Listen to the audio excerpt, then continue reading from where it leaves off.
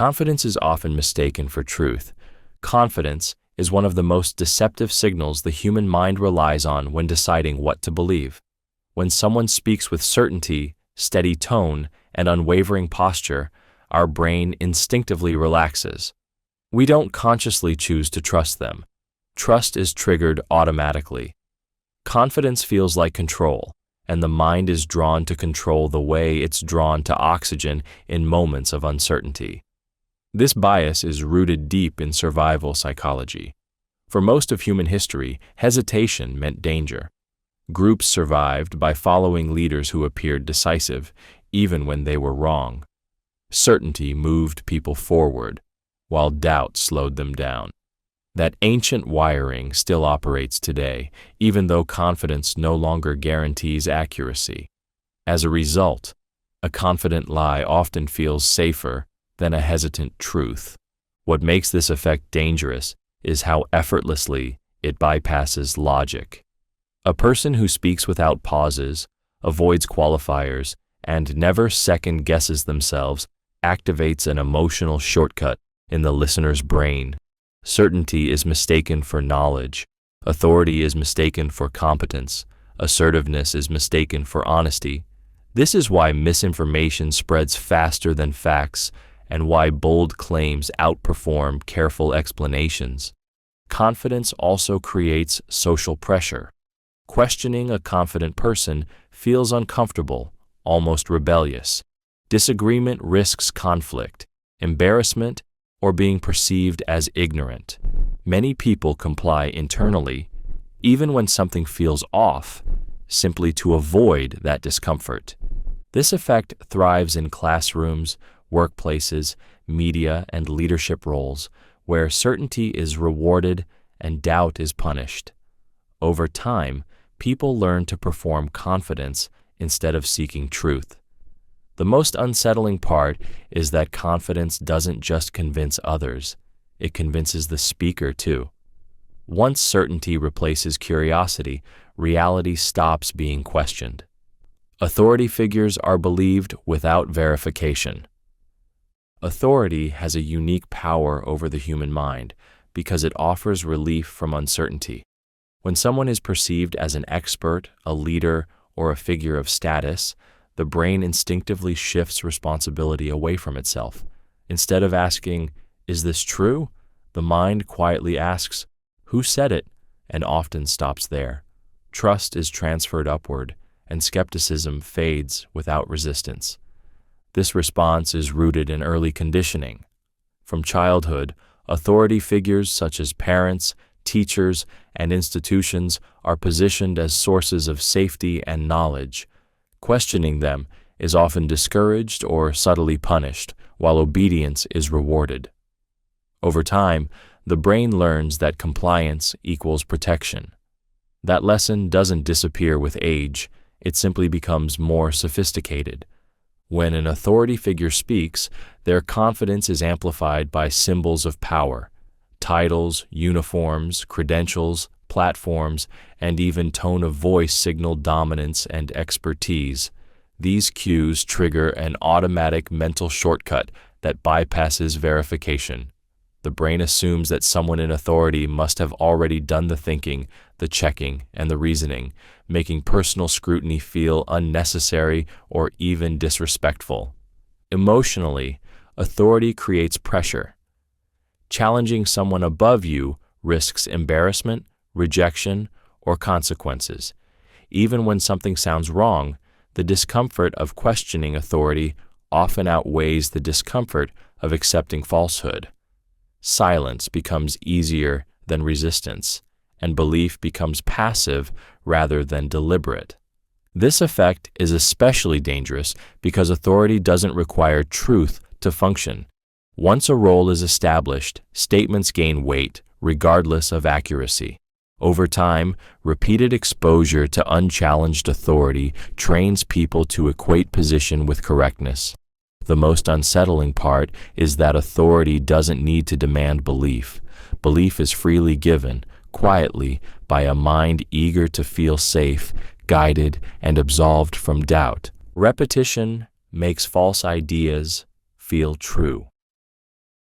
Repetition has a quiet, corrosive power over the human mind because the brain equates familiarity with safety. When an idea is heard once, it may be questioned. When it is heard repeatedly, resistance weakens. The mind stops asking whether the statement is true and begins to feel that it is true. That shift happens without conscious permission. This effect exists because the brain is designed to conserve energy. Verifying information requires effort, while recognizing something familiar feels effortless. Each repetition reduces the mental cost of processing the idea, creating a false sense of certainty. What feels easy to think about begins to feel correct, even when it is inaccurate or harmful. Emotionally, repetition creates comfort. A repeated claim begins to sound less threatening, less controversial, and more normal. Over time, the emotional response softens. Doubt fades, not because it was resolved, but because it was worn down. The idea slips past internal defenses simply because it no longer feels new or dangerous. This is why slogans, headlines, and talking points are repeated endlessly. The goal is not to convince through evidence, but to exhaust skepticism. Each exposure reinforces familiarity, and familiarity breeds acceptance. The brain mistakes recognition for truth, mistaking memory for validation. Repetition is especially effective when combined with authority or emotional language. When the same false idea is echoed by different sources, it creates the illusion of consensus. The mind assumes that if so many voices are saying the same thing, it must be real. Questioning begins to feel unnecessary or even irrational. The most unsettling aspect of this effect is that awareness doesn't fully neutralize it. Even when you know something is false, repeated exposure can make it feel believable. Truth doesn't spread because it is accurate. It spreads because it is repeated, until disbelief becomes emotionally uncomfortable and belief feels inevitable. Scarcity pressures people into bad decisions. Scarcity exerts a powerful grip on the human mind because it activates fear before reason has a chance to speak. When something is framed as limited, disappearing, or about to be taken away, the brain shifts into survival mode. In that state, the question is no longer, is this a good decision? But what if I lose this? Loss becomes emotionally louder than logic. This response is deeply rooted in evolutionary psychology. For early humans, missing out on scarce resources could mean real danger. Food, shelter, and opportunity had to be seized quickly or not at all. That ancient wiring still operates today, even when the scarce thing is a product, an opportunity, or approval. The brain reacts as if hesitation equals threat. Scarcity narrows perception.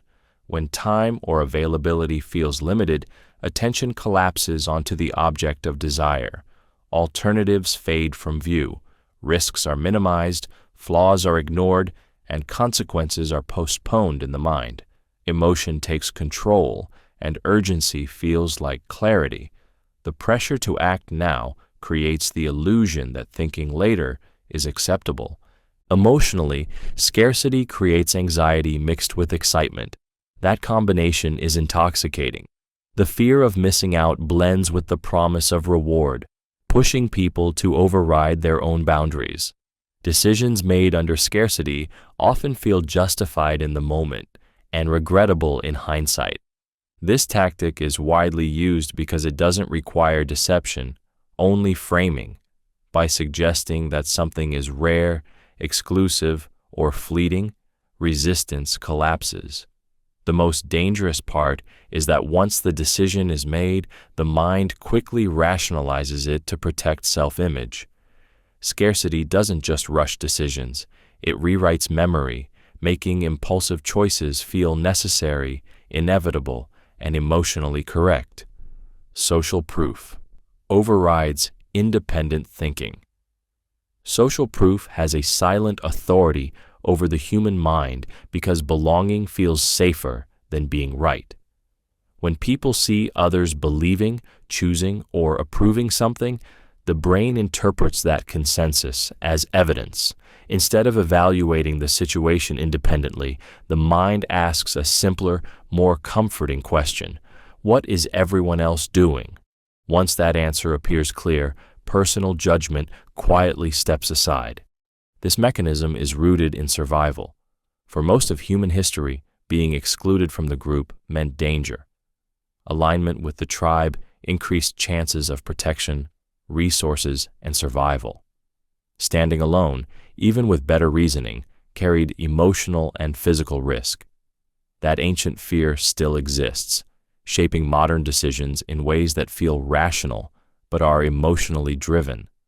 Social proof works by reducing uncertainty. When many people appear confident in a choice, doubt feels unnecessary and even suspicious. The brain assumes that if others have already decided, they must know something you don't. This creates a psychological shortcut where numbers replace evidence and popularity replaces truth. Emotionally, resisting social proof is uncomfortable. Disagreement triggers anxiety, self-doubt, and fear of rejection. Going against the crowd risks being judged, ignored, or labeled difficult. To avoid that discomfort, many people suppress their own questions and adopt the group's belief, often without realizing they've done so. This effect is amplified in environments where opinions are visible and reinforced, such as classrooms, workplaces, media, and online spaces. The more often a belief is echoed, the stronger it feels. Over time, independent thinking weakens, not because people lack intelligence, but because conformity feels emotionally safer. The most unsettling part is that social proof doesn't require correctness to function. It only requires visibility. Once enough people appear convinced, the illusion of truth forms, and the mind follows, grateful to belong, relieved to stop thinking, and unaware that it has surrendered its autonomy. Emotional language bypasses logic. Emotional language has the power to slip past rational defenses because it speaks directly to how the brain is wired to survive, not to analyze. When words trigger fear, anger, hope, or excitement, the emotional centers of the brain activate first. Logic becomes secondary. The mind feels before it thinks, and once emotion takes the lead, reasoning often follows in service of that feeling. This happens because emotions evolved as fast response systems. Long before humans had time to evaluate evidence, emotions helped them react quickly to threats and opportunities. Language that carries emotional weight hijacks that system. Words charged with urgency, outrage, or reassurance create an internal reaction that feels like truth, even when no facts are present. Emotionally loaded language compresses complex ideas into simple feelings. Instead of evaluating nuance, the brain is pushed toward a clear emotional stance. You feel compelled to agree, oppose, defend, or act, often without realizing why. The stronger the emotional charge, the weaker the critical thinking. Logic feels slow and unnecessary when emotion promises certainty. This effect is especially powerful because emotional reactions feel personal. When a message makes you feel something, it feels relevant, important, and real. The brain confuses emotional intensity with accuracy. A calm, factual explanation struggles to compete with language that ignites fear or hope, even if the facts are stronger. Emotional language also creates urgency. It demands reaction rather than reflection. Once the emotional response is triggered, questioning feels like betrayal of the feeling itself. People defend emotionally charged ideas more fiercely because letting go of them would require confronting the emotion that hooked them in the first place. Logic doesn't disappear. It simply becomes a tool used to justify what emotion has already decided. Fear short-circuits critical reasoning. Fear is one of the fastest ways to shut down the thinking mind because it hijacks attention before logic can respond. When fear is activated, the brain does not pause to analyze or compare options. It reacts. The emotional centers take control, and reasoning is pushed into the background where it becomes slow, fragmented, and unreliable. This happens because fear is processed in the brain faster than conscious thought. The amygdala responds to perceived threats in milliseconds, long before the rational brain has time to evaluate whether the danger is real. From an evolutionary perspective, this made sense. When survival was at stake, overthinking could be fatal. Acting quickly, even imperfectly, was safer than hesitation. Once fear is triggered, perception narrows. The mind locks onto the source of threat and ignores surrounding information. Nuance disappears. Complex ideas feel overwhelming.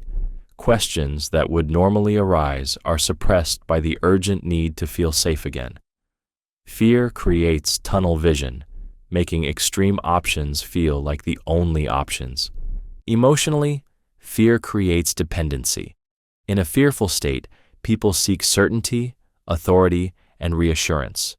They become more receptive to simple explanations and bold solutions, even when those solutions are flawed. Anyone who appears calm or confident in the presence of fear gains immediate influence, regardless of their accuracy or intent. Fear is especially effective because it doesn't just distort thinking in the moment. It leaves an emotional imprint. Memories formed under fear are stronger but less accurate. The mind remembers how it felt more than what actually happened. This makes fear-based messages linger and resurface, continuing to influence decisions long after the original threat has passed. Once fear takes hold, critical reasoning doesn't disappear. It simply loses its voice. First impressions. Bias. All future judgments. First impressions carry disproportionate power because the brain is desperate for shortcuts. Within seconds of meeting someone, the mind forms a story, and once that story exists, everything that follows is filtered through it. The initial impression becomes a lens, not an opinion. From that point on, information is not evaluated objectively. It is interpreted in a way that protects the first conclusion. This happens because uncertainty feels uncomfortable. The brain prefers a quick, imperfect answer over prolonged ambiguity. Early judgments provide emotional relief by creating structure and predictability. Once an impression is formed, the mind relaxes, believing it understands what it's dealing with, even if that understanding is deeply flawed. Emotionally, first impressions anchor expectations. If someone is initially perceived as confident, their mistakes are excused. If they are seen as awkward or incompetent, their strengths are overlooked.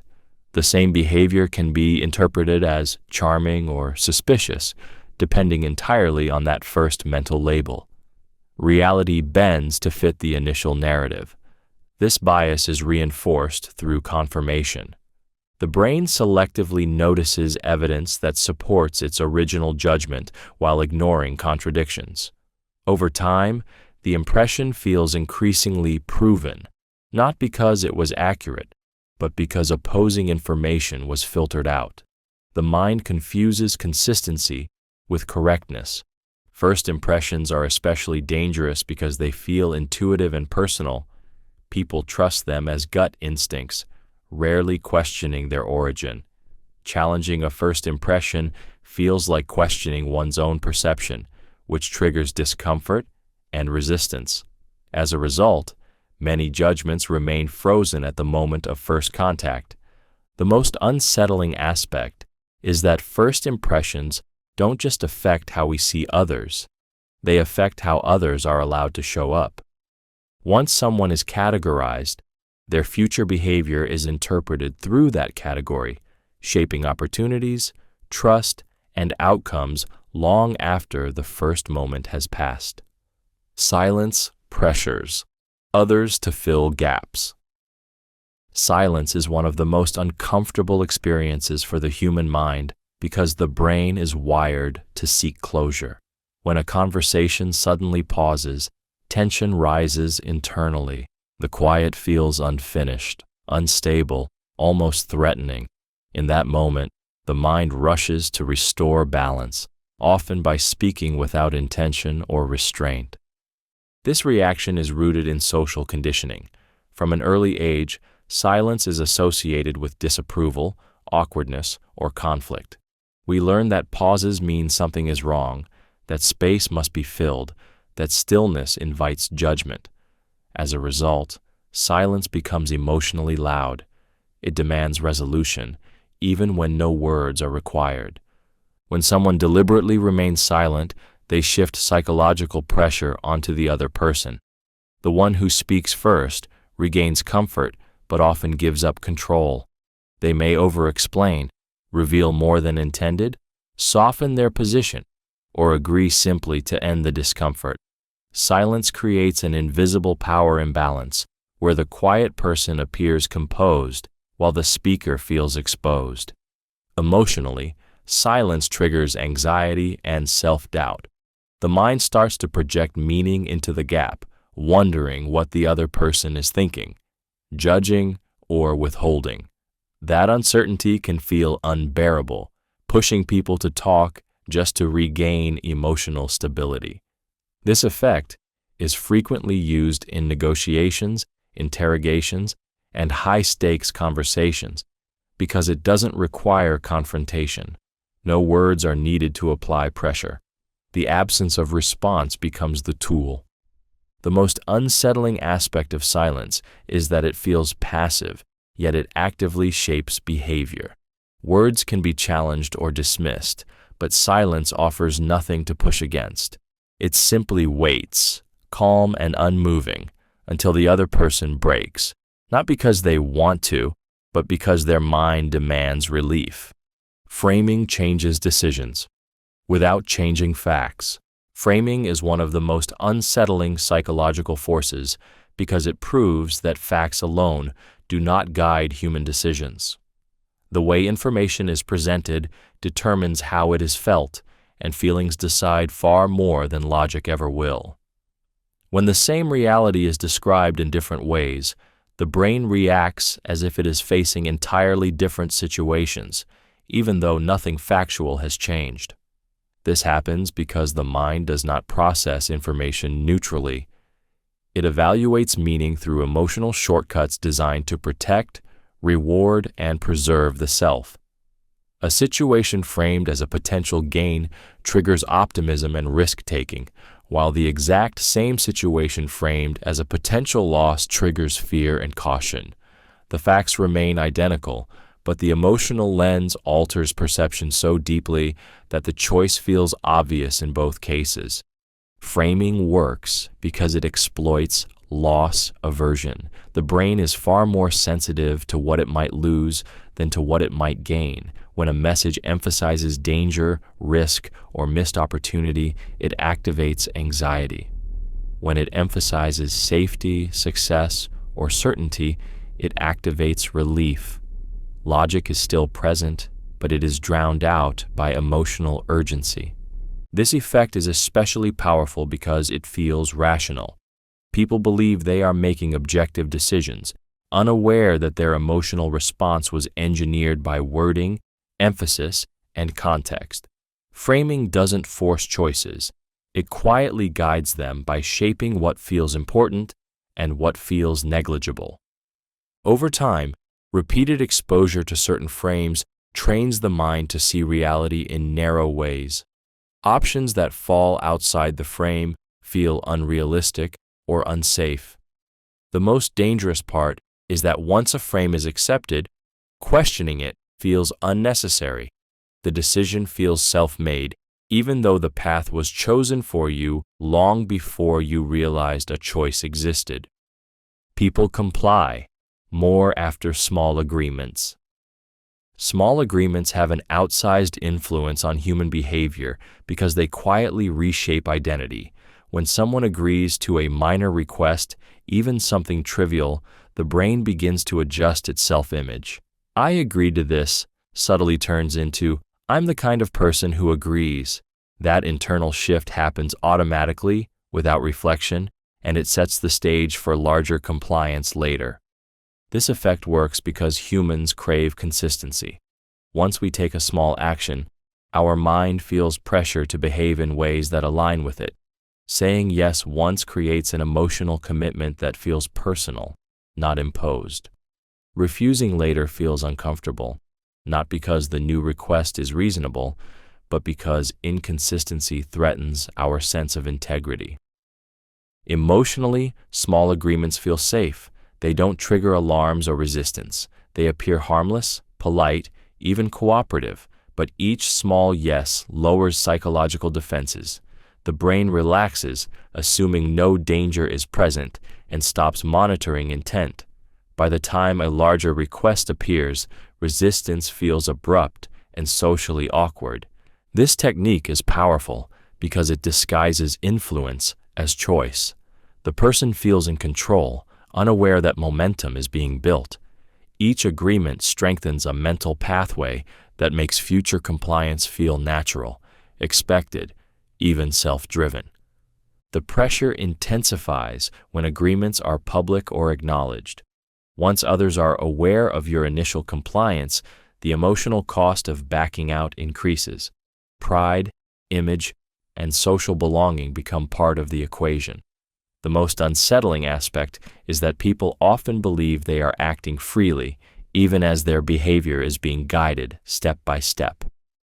By the time they notice discomfort, the path behind them feels closed, and continuing forward feels easier than stopping. Group opinion suppresses dissent. Group opinion holds power not because it is correct, but because it offers safety. When a majority appears unified, the human brain instinctively shifts into alignment mode. Agreement feels like belonging, and belonging feels like protection. The moment you realize your view differs from the group, a subtle internal alarm activates, warning you of social risk before intellectual disagreement is even considered. This reaction is rooted in survival psychology. For most of human history, being excluded from the group meant vulnerability or death. Acceptance ensured resources, protection, and identity. That ancient fear still operates beneath modern conversations. Disagreeing doesn't just feel uncomfortable, it feels dangerous. The brain interprets dissent as a threat to social survival. Emotionally, group consensus creates pressure that is rarely spoken aloud. Silence becomes a signal. Nods, shared laughter, and repeated opinions form an invisible wall that discourages challenge. Even when someone notices flaws in the dominant view, speaking up risks being labeled difficult, ignorant, or disloyal. The cost of dissent feels higher than the cost of being wrong. As more people suppress their objections, the illusion of agreement strengthens. Each silent individual becomes evidence that the group must be right. This creates a feedback loop where conformity reinforces itself.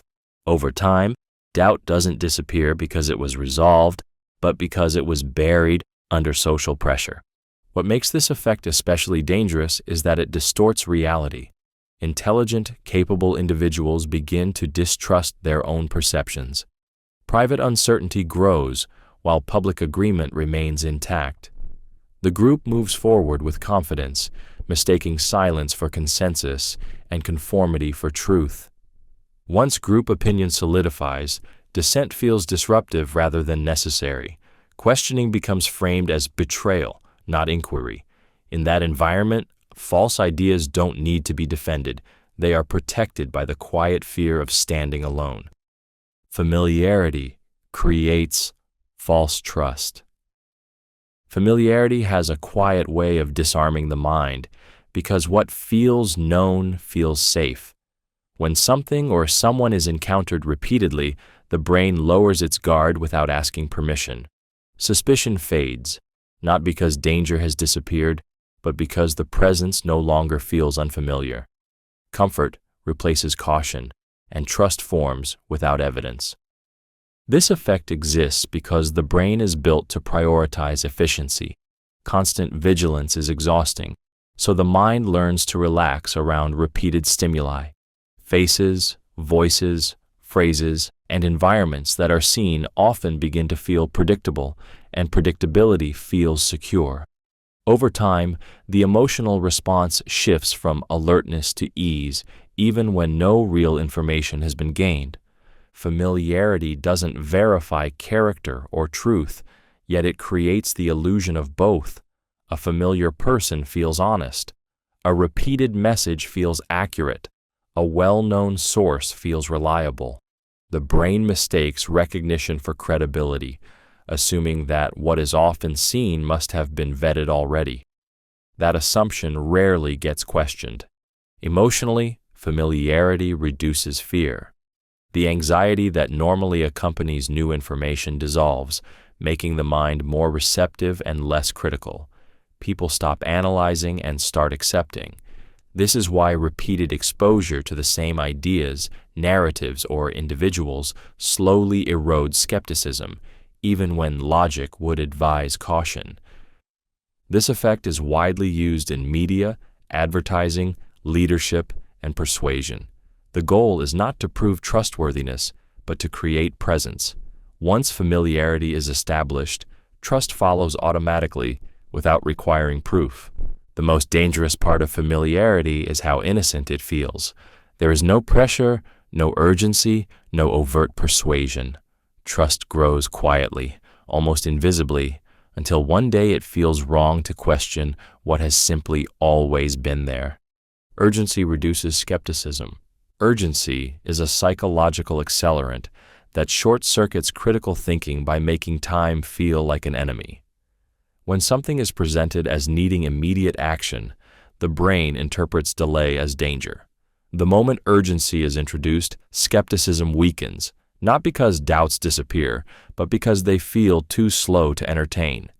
Thinking becomes a liability, and action feels like relief. This response is rooted in survival instinct.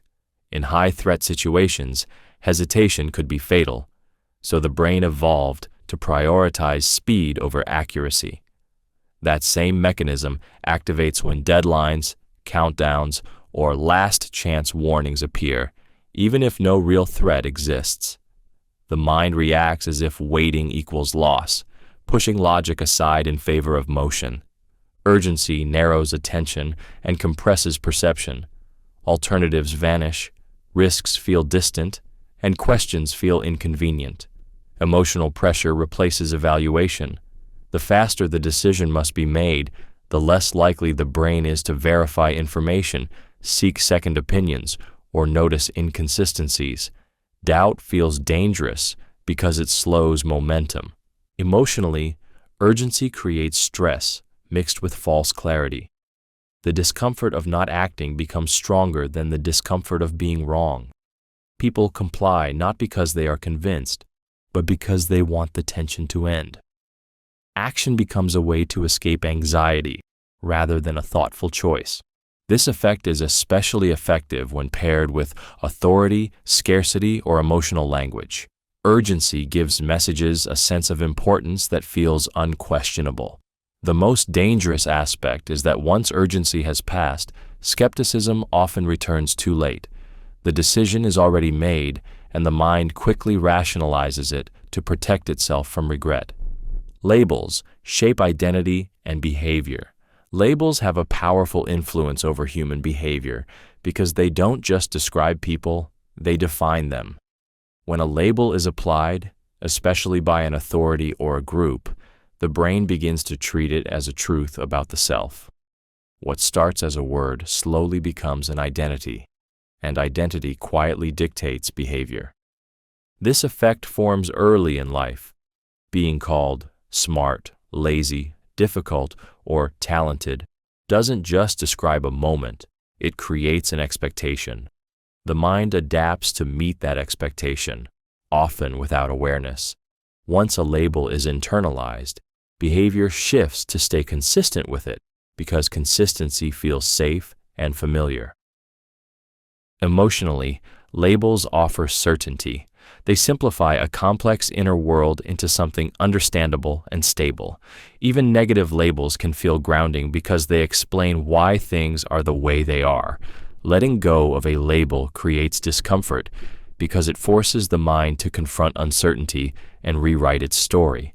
Labels also shape how others treat you, and that treatment reinforces the label.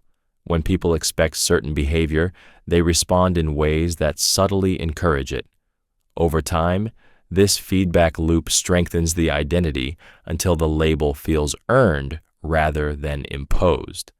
The most dangerous labels are the ones that feel invisible. Phrases like, "You're just not that type of person," or "This is how you are," quietly close doors in the mind. Possibility shrinks. Effort feels pointless. Growth feels unnatural. Once a label is accepted, the brain defends it. Evidence that contradicts the label is ignored or minimized, while supporting moments are magnified. What began as a word becomes a boundary. Behavior follows identity, and identity, once labeled, resists change with emotional force. People defend beliefs tied to identity. When a belief becomes tied to identity, it stops being an idea and becomes a part of the self. Challenging that belief no longer feels like a disagreement. It feels like a personal attack. The brain reacts emotionally, not intellectually, because protecting the belief now means protecting who someone believes they are. This connection forms gradually. Beliefs linked to culture, values, politics, religion, or personal history become symbols of belonging and self-worth. Over time, agreeing with those beliefs signals loyalty, while questioning them feels like betrayal. The mind learns that abandoning the belief risks losing identity, community, and meaning all at once. Emotionally, identity-based beliefs trigger defensiveness because they threaten stability. When confronted with opposing information, the brain doesn't ask whether the information is accurate. It asks whether accepting it would fracture the self. Fear answers first. Logic arrives too late, often dismissed before it is fully processed. This is why facts alone rarely change deeply held beliefs. Evidence that contradicts identity-linked views creates cognitive and emotional pain. To avoid that discomfort, the mind rationalizes, dismisses sources, or reframes information to fit the existing narrative. The belief survives not because it is true, but because it feels necessary. Social reinforcement strengthens this effect. When beliefs are shared within a group, defending them becomes a performance of loyalty. Agreement earns acceptance, while doubt risks isolation. Over time, even internal questioning feels dangerous, as if thinking differently could unravel everything familiar. The most unsettling aspect is that the stronger someone's identity is tied to a belief, the more resistant they become to reflection. Certainty feels like self-respect. Doubt feels like weakness. In that state, changing one's mind doesn't feel like growth, it feels like self-destruction, and the mind will fight relentlessly to avoid it. Loss feels worse than equivalent. Gain. Loss carries a heavier emotional weight than gain because the human mind is wired to protect what it already has. When something is threatened, the brain reacts with urgency and fear, even if the potential loss is small. Gaining something new may bring pleasure, but losing something familiar triggers pain that feels immediate and personal. That imbalance quietly shapes countless decisions. This response is rooted in survival. For early humans, loss often meant danger. Loss of food, shelter, status, or connection could threaten survival itself. The brain learned to treat loss as an emergency. That ancient alarm system still activates today, even when the stakes are minor or symbolic. Emotionally, loss feels like damage, while gain feels like a bonus. Because of this, people will often take irrational risks to avoid losing what they already possess. They cling to bad decisions, unhealthy relationships, or failing strategies simply because letting go feels worse than staying. The mind frames loss as a failure, an admission of mistake, or a threat to identity, making it emotionally intolerable. This effect is powerful in persuasion because it shifts focus from opportunity to fear. When something is framed as about to be taken away, logic weakens and urgency takes over. People act faster, question less, and justify choices they would normally reject. Avoiding loss becomes more important than achieving improvement. Emotionally, loss triggers regret before it even happens. The brain simulates the pain in advance, amplifying its intensity. That imagined pain often outweighs real potential benefits, freezing people in place or pushing them into defensive choices. The most unsettling aspect is that loss doesn't need to occur to control behavior. The mere possibility is enough. Once the mind fixates on what could be lost, it becomes willing to sacrifice clarity, growth, and long-term benefit just to preserve what feels safe right now. Tone influences credibility more than content. Tone shapes belief long before the brain has a chance to evaluate meaning. The human mind is wired to respond to how something is said before it considers what is being said. A calm, steady, confident tone signals control and certainty, triggering trust automatically. Even when the content is weak, vague, or incorrect, the delivery can make it feel solid and reliable. This happens because tone is processed emotionally, not analytically. Long before language evolved, humans relied on vocal cues to assess safety, dominance, and intent. A relaxed voice suggested stability. A controlled rhythm suggested authority. Hesitation or uncertainty signaled risk. That ancient system still runs in the background, quietly guiding judgment. When someone speaks with composure, measured pacing, and emotional control, the brain interprets it as competence. Facts become secondary. Listeners often absorb the emotional signal and assume the reasoning must be sound. Conversely, someone who sounds nervous, unsure, or emotionally charged can be dismissed even when they are correct. Truth delivered poorly struggles to survive. Tone also influences how much scrutiny a message receives. A confident tone lowers defenses, reducing the impulse to question or verify. A warm tone creates likability, which further disarms skepticism. The listener feels safe, and safety tells the brain there is no need to investigate further. This effect is everywhere: classrooms, media, leadership, persuasion. It explains why smooth speakers outperform careful thinkers and why certainty often wins over accuracy. The most dangerous part is that tone feels invisible. People believe they are responding to ideas, unaware that their trust was earned not by logic, but by the emotional signal carried beneath the words. Authority symbols. Trigger obedience. Authority symbols have a direct line to obedience because they signal power before a single word is spoken.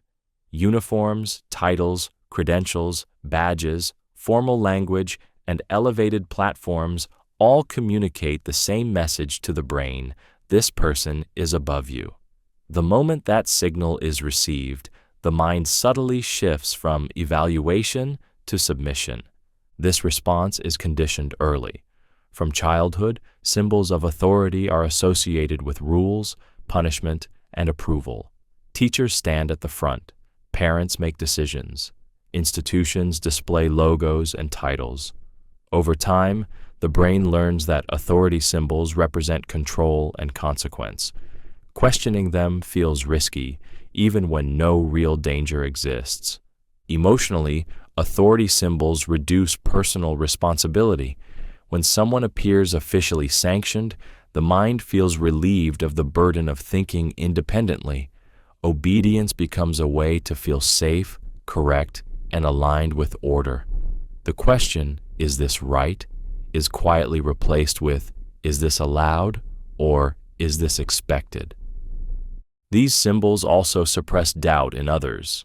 When a person looks authoritative, their statements gain weight regardless of content. The brain assumes competence based on appearance, not evidence. This creates a psychological shortcut where credibility is granted automatically, bypassing verification. What makes this effect especially dangerous is how subtle it feels. Obedience doesn't feel like fear, it feels like normal behavior. Following instructions from someone in authority feels polite, responsible, even moral. Resistance feels disruptive and inappropriate.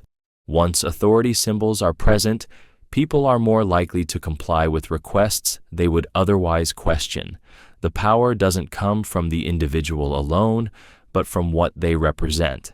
Symbols turn suggestion into command, and obedience feels less like a choice and more like the natural order of things. People copy behavior. When unsure. Uncertainty creates a psychological vacuum, and the human brain rushes to fill it by watching others. When people are unsure what to do, think, or believe, they instinctively look outward for cues. Observation replaces reasoning. Copying becomes a shortcut to safety, because doing what others do feels less risky than deciding alone. This behavior is rooted in survival. In unfamiliar or threatening situations, early humans survived by following the group. If everyone ran, running was safer than questioning why. That instinct still operates today, even in harmless modern settings. When uncertainty rises, independent judgment falls, and imitation takes over without conscious awareness. Emotionally, copying behavior reduces anxiety. Acting in line with others creates a sense of belonging and reassurance. It quiets the internal fear of making the wrong choice. The mind tells itself that if many people are doing something, it can't be that bad. Responsibility feels shared, and regret feels diluted. This effect becomes especially powerful in ambiguous situations where rules are unclear or information is incomplete. People watch who moves first, who seems confident, and who appears accepted. Once a behavior gains momentum, it becomes a signal of correctness rather than just popularity. Doubt fades as conformity increases. What makes this dangerous is how easily it spreads. One confident person can influence many uncertain ones, not through argument, but through action. As more people follow, the behavior gains legitimacy, even if it's irrational or harmful. The group becomes its own evidence. Over time, repeated imitation trains people to distrust their own judgment. Personal instincts are overridden by social cues. The brain learns that safety lies in alignment, not understanding.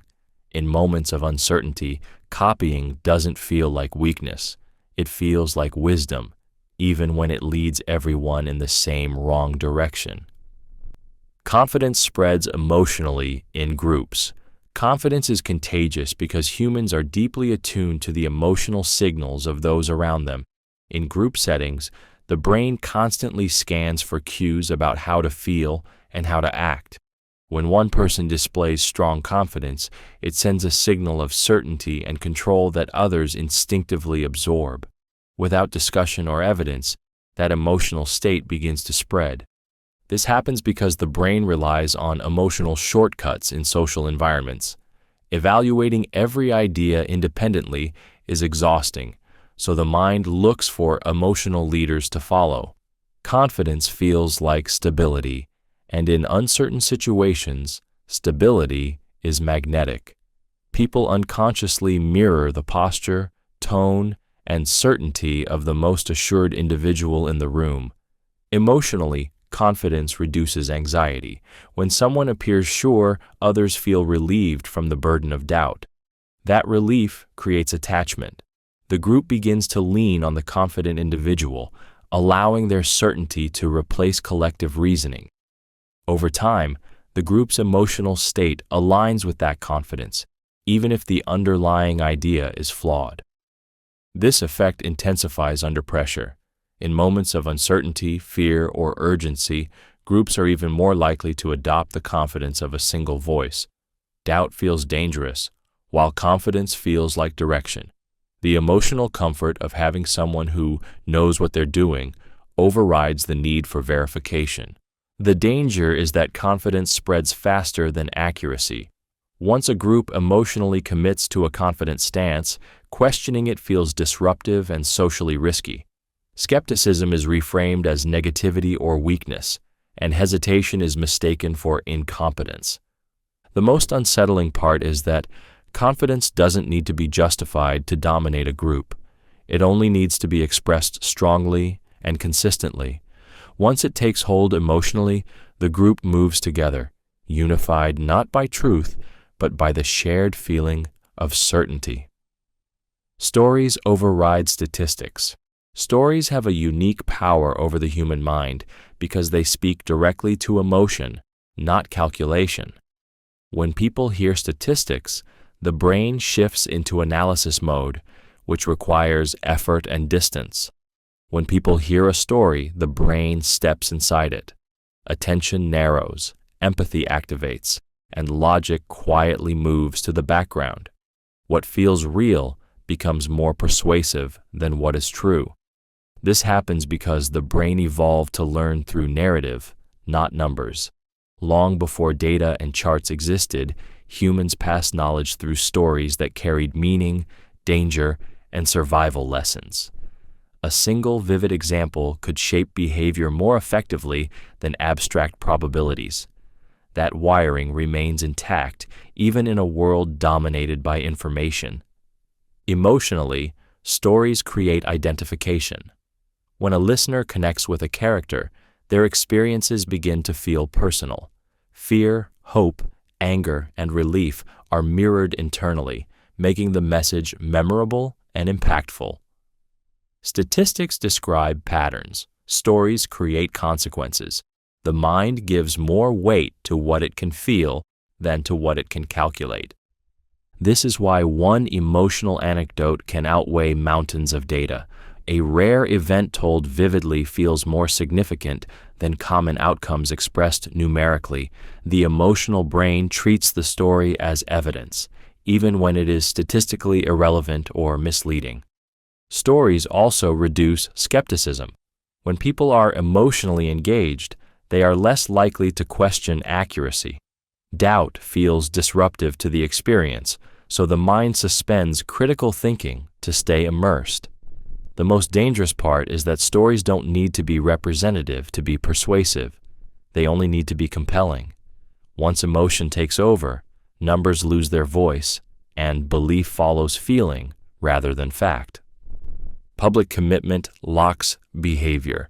Public commitment is powerful because it turns a private choice into a social identity. The moment a decision is stated out loud, written down, or witnessed by others, it stops being just an action and becomes part of how a person is seen. The brain feels an immediate pressure to stay consistent, not because the decision is right, but because inconsistency threatens social standing and self-image. This effect is rooted in the human fear of being perceived as unreliable or weak. Once others know what you've committed to, backing out no longer feels like changing your mind. It feels like failing, lying, or losing credibility. The emotional cost of reversing course grows far larger than the cost of continuing, even when continuing causes harm. Public commitment activates identity protection. The mind begins to defend the choice automatically, filtering information in a way that justifies staying the course. Doubts are reframed as obstacles to overcome rather than signals to reconsider.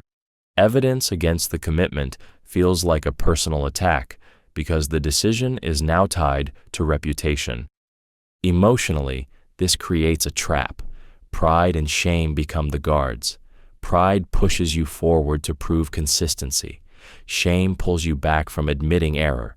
Together, they lock behavior in place. The more public the commitment, the stronger the lock. This is why public pledges, announcements, and declarations are so effective at controlling behavior. Once people feel watched, they don't need to be forced. They self-enforce. The most unsettling part is that the commitment doesn't need to be logical or beneficial. Once it's public, the need to appear consistent often outweighs the need to be right. People avoid information that threatens beliefs. When information threatens an existing belief, the brain reacts as if it's facing danger. Instead of curiosity, it produces resistance. Instead of openness, it creates avoidance. This happens because beliefs are not just mental positions, they are emotional anchors. They provide stability, meaning, and a sense of control over the world. Anything that threatens them feels destabilizing. This response is driven by the brain's need to protect psychological comfort. Encountering contradictory information creates cognitive dissonance, a state of mental tension that feels deeply uncomfortable. Rather than resolving that tension by re-evaluating the belief, the brain often chooses the easier path, rejecting, ignoring, or discrediting the information entirely. Avoidance feels like relief. Emotionally, threatening information triggers fear and defensiveness. Accepting it might mean admitting past mistakes, questioning trusted sources, or reshaping identity. That emotional cost feels too high. The mind begins to search for reasons not to engage. The source is labeled biased. The data is dismissed as flawed. The conversation is avoided altogether. This avoidance becomes habitual over time. People curate what they read, watch, and listen to, surrounding themselves with information that confirms what they already believe. Comfort replaces accuracy. Familiar narratives feel safe, while opposing views feel hostile, even when they are presented calmly and rationally. Social reinforcement intensifies this effect. Groups reward belief consistency and punish doubt.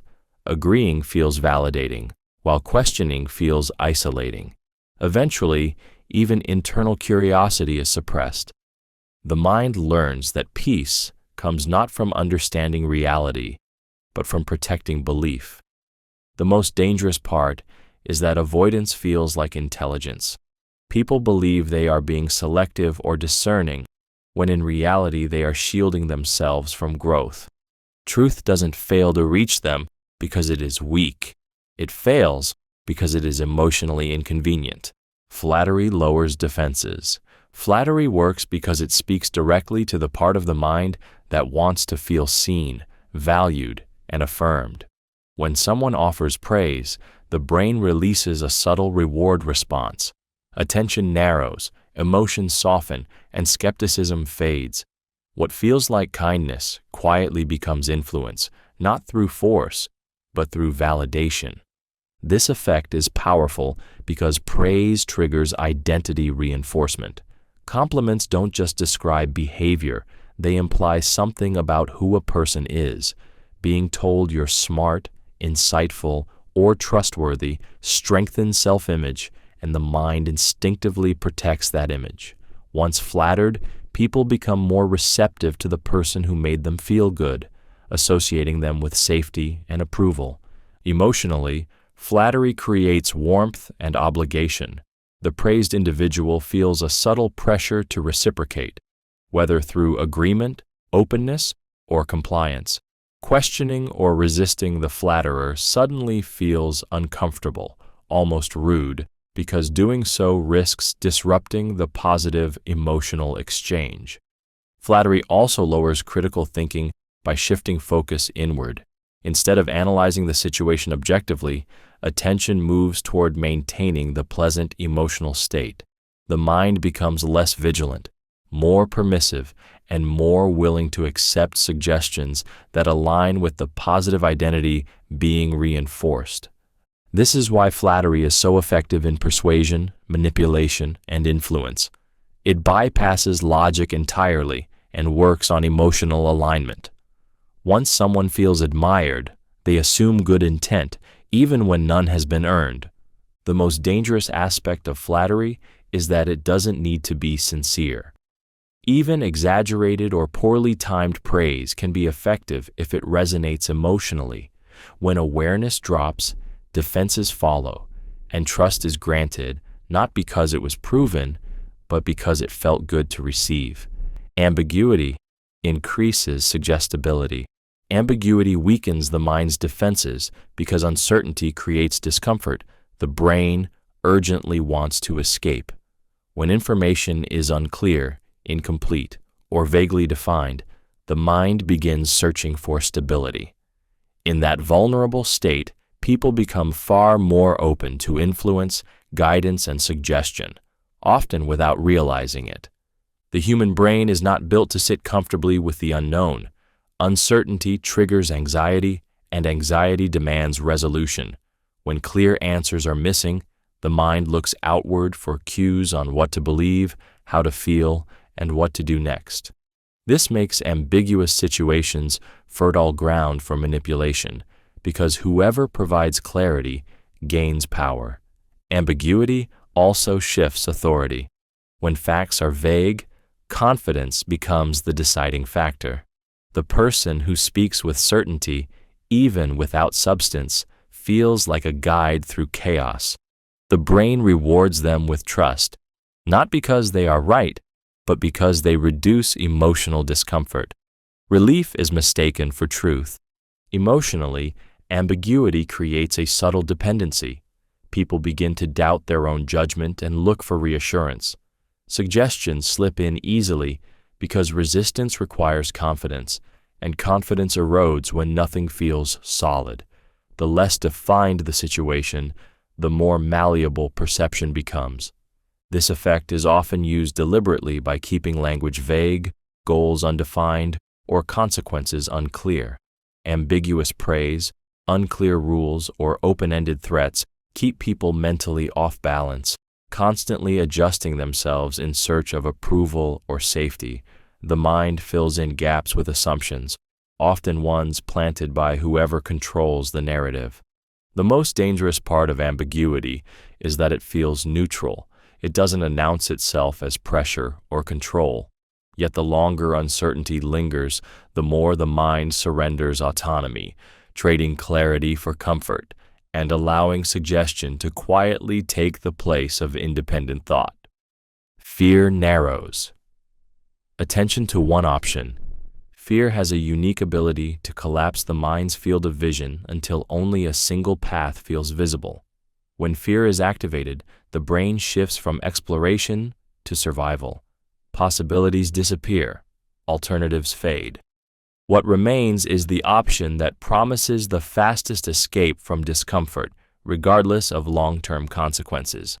This happens because fear forces the brain into threat response mode. Instead of weighing outcomes or considering nuance, the mind becomes obsessed with immediate relief. The nervous system demands action, not understanding. In that state, complexity feels overwhelming, and simplicity feels like safety. The brain latches onto one solution and treats it as the only solution. Emotionally, this creates a sense of urgency that feels like clarity. The chosen option feels obvious, necessary, and unquestionable. Doubt feels dangerous. Pausing feels irresponsible. Fear reframes hesitation as risk, pushing the mind toward decisive action even when that action is poorly thought out. This narrowing of attention is why fear is so effective in persuasion and control. By amplifying threat, other choices are psychologically erased. People stop asking, "What else could I do?" and start thinking, "I have no choice." That feeling of inevitability is powerful because it removes agency while preserving the illusion of choice. Once attention is narrowed, information that contradicts the chosen path is filtered out. The mind protects itself from uncertainty by ignoring evidence, advice, or perspectives that might reopen doubt. Fear rewards certainty, even if that certainty is false. The most unsettling part is that when fear subsides, the decision often remains. The brain retroactively justifies the choice to avoid emotional conflict. What began as a fear-driven reaction becomes a defended belief, all because fear temporarily convinced the mind that only one option existed. Calm speakers seem more credible. Calmness has a powerful emotional effect on the human mind because it signals control. When someone speaks slowly, steadily, and without visible agitation, the brain interprets it as a sign of confidence and competence. Calmness feels like mastery over the situation, and mastery feels like truth. Long before we analyze what is being said, we judge how it is being delivered. This response is rooted in how humans assess threat and leadership. In moments of uncertainty or tension, calm individuals appear safer to follow. Panic suggests danger. Emotion suggests instability. Calmness suggests that everything is under control. Even when the content is questionable, the emotional tone reassures the listener and lowers critical defenses. Emotionally, calm speakers regulate the room. Their steady voice slows heart rates, reduces anxiety, and creates a sense of order. The listener begins to associate that feeling of relief with credibility. The mind quietly assumes that someone who appears unaffected must understand more than others. Calm delivery becomes mistaken for clarity of thought. This is why calm misinformation can be more persuasive than emotional truth. A person who speaks with composure, even while being wrong, feels more trustworthy than someone who is anxious, passionate, or uncertain while being correct. The brain favors emotional stability over factual accuracy because stability feels safer. Calmness also discourages challenge. Interrupting or questioning a calm speaker feels disruptive, almost rude. Their composure creates an invisible authority, making disagreement feel unnecessary or uncomfortable. Listeners often doubt themselves instead, assuming the calm speaker must know something they don't. Over time, people learn to perform calmness to gain influence. The most unsettling part is that calmness doesn't require honesty or understanding. It only requires control over emotion. When calm delivery becomes a shortcut to credibility, truth no longer needs evidence. It only needs the appearance of emotional control. People rationalize bad decisions afterward. The human mind has a deep need to see itself as rational, competent, and in control. When a bad decision is made, that self-image is threatened. Instead of confronting the discomfort of being wrong, the brain instinctively begins to rewrite the story. Logic is no longer used to evaluate the decision. It is used to defend it. This process happens automatically because admitting a mistake creates emotional pain. Regret feels like failure, and failure feels like danger to identity.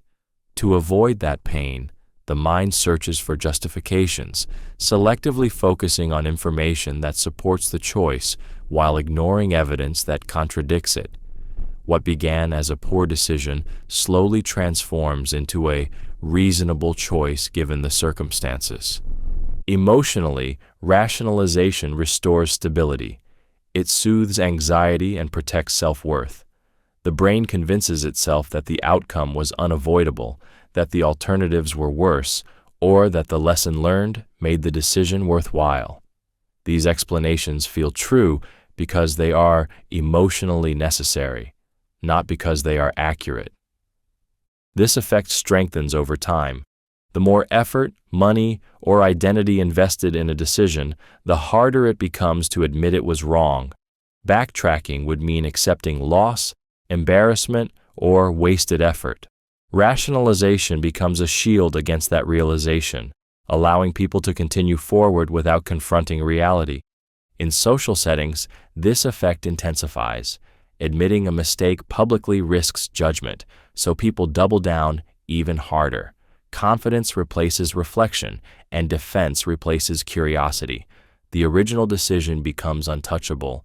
The most unsettling part is that rationalization doesn't feel like self-deception. It feels like clarity. Once the story is rewritten, the mind experiences relief, certainty, and even pride, unaware that truth was sacrificed to preserve comfort. Defaults are rarely questioned. Defaults hold power because they disguise decisions as non-decisions. When an option is presented as the standard, the pre-selected, or the already chosen path, the brain relaxes.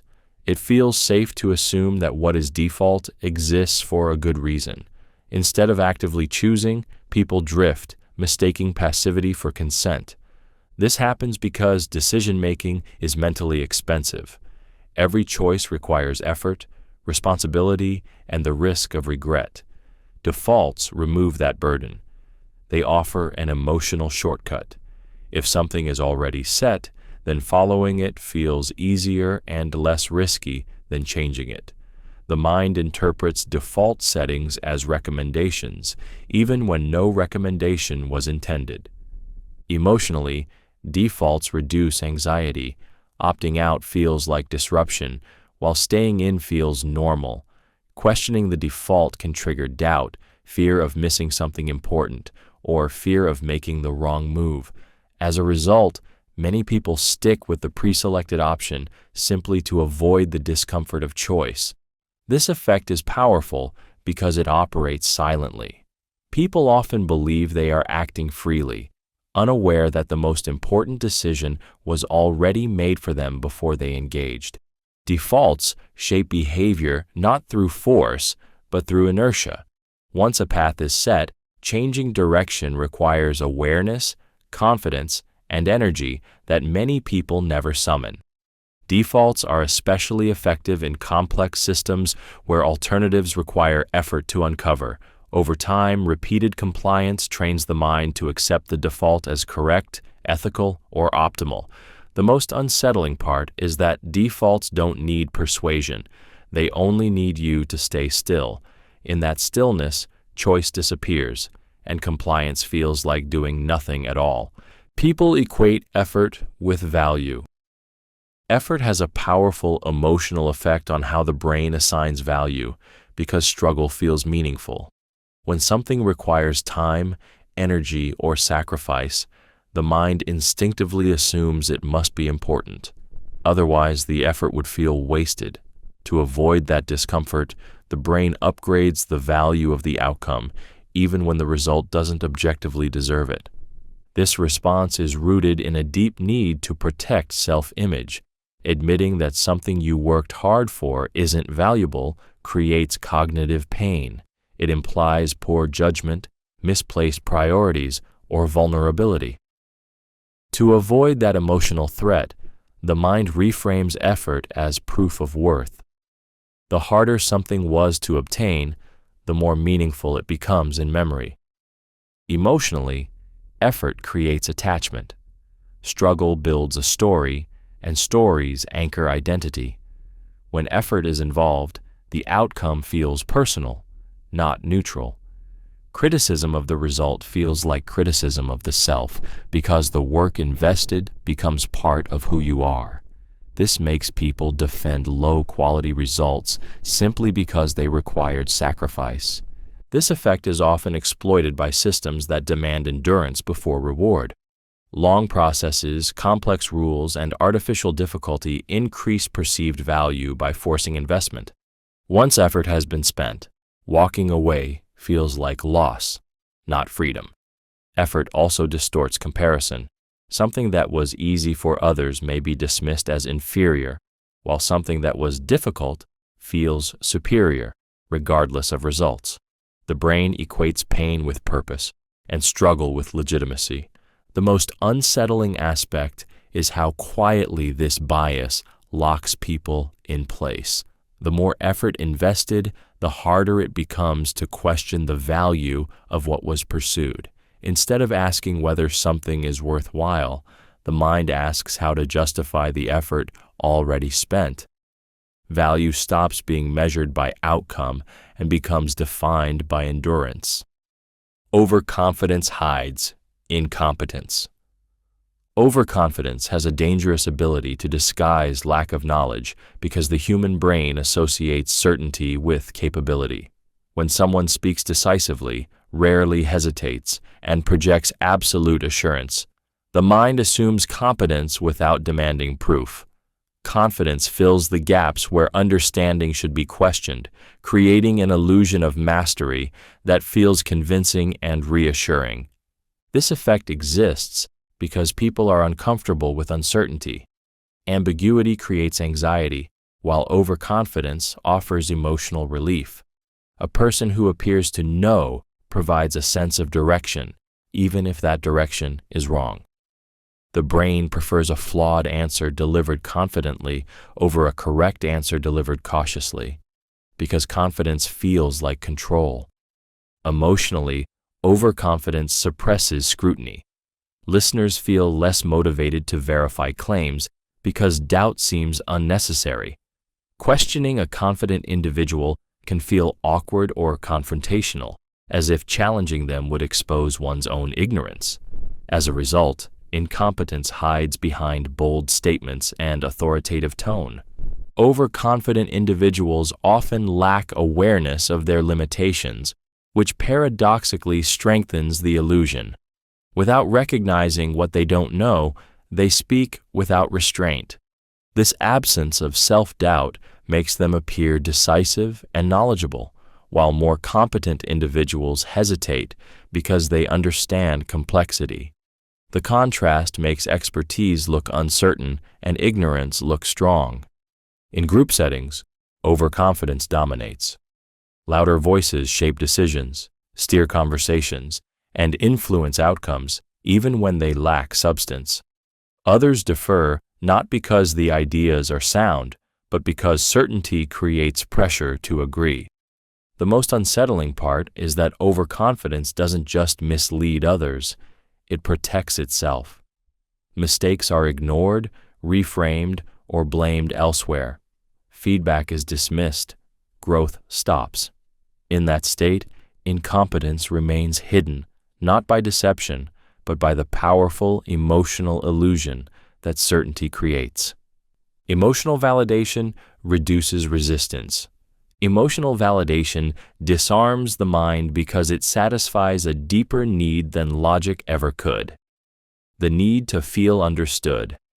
When someone acknowledges your feelings without challenging them, tension drops instantly. The nervous system relaxes, defenses soften, and the urge to protect yourself fades. Being understood feels like safety, and safety makes resistance unnecessary. This works because resistance is rarely about facts. It is about emotion. When people feel unheard, judged, or dismissed, their mind locks down. Arguments harden, walls go up, and logic is rejected regardless of quality. Validation interrupts that cycle by signaling acceptance rather than threat. The brain interprets it as alignment, not opposition. Emotionally, validation creates trust. Hearing phrases that reflect your internal state makes you feel seen rather than challenged. That feeling triggers openness. Once the emotional battle ends, cognitive flexibility returns. People become more willing to listen, consider alternatives, and shift perspectives, not because they were convinced, but because they no longer feel attacked. This effect is powerful because it does not require agreement. Someone can validate how you feel without endorsing what you believe, yet the emotional impact is the same. Resistance dissolves because the mind no longer needs to defend its identity or emotions. The internal alarm quiets. This is why emotional validation is widely used in therapy, negotiation, persuasion, and influence. It lowers barriers before ideas are introduced. Once someone feels emotionally safe, they stop guarding the gate. The unsettling part is that validation can be used strategically. When someone validates your emotions too smoothly or too quickly, it may not be empathy, but positioning. Once resistance is gone, influence enters easily, not by force, but through the relief of finally feeling understood. People mistake popularity for quality. Popularity carries an emotional weight that quietly reshapes perception. When something is widely liked, shared, praised, or followed, the brain assumes it must be good. This assumption happens instantly, without investigation. Popularity feels like proof, even when no actual evidence of quality exists. This effect comes from social survival instincts.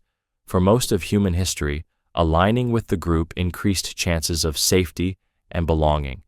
If many people approved of something, it was safer to approve too. Standing apart carried social risk. That ancient instinct still operates, causing the brain to equate widespread acceptance with correctness or value.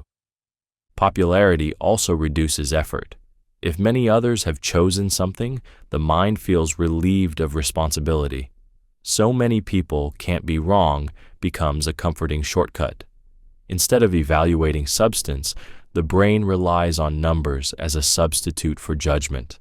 The crowd becomes a filter that decides what deserves attention.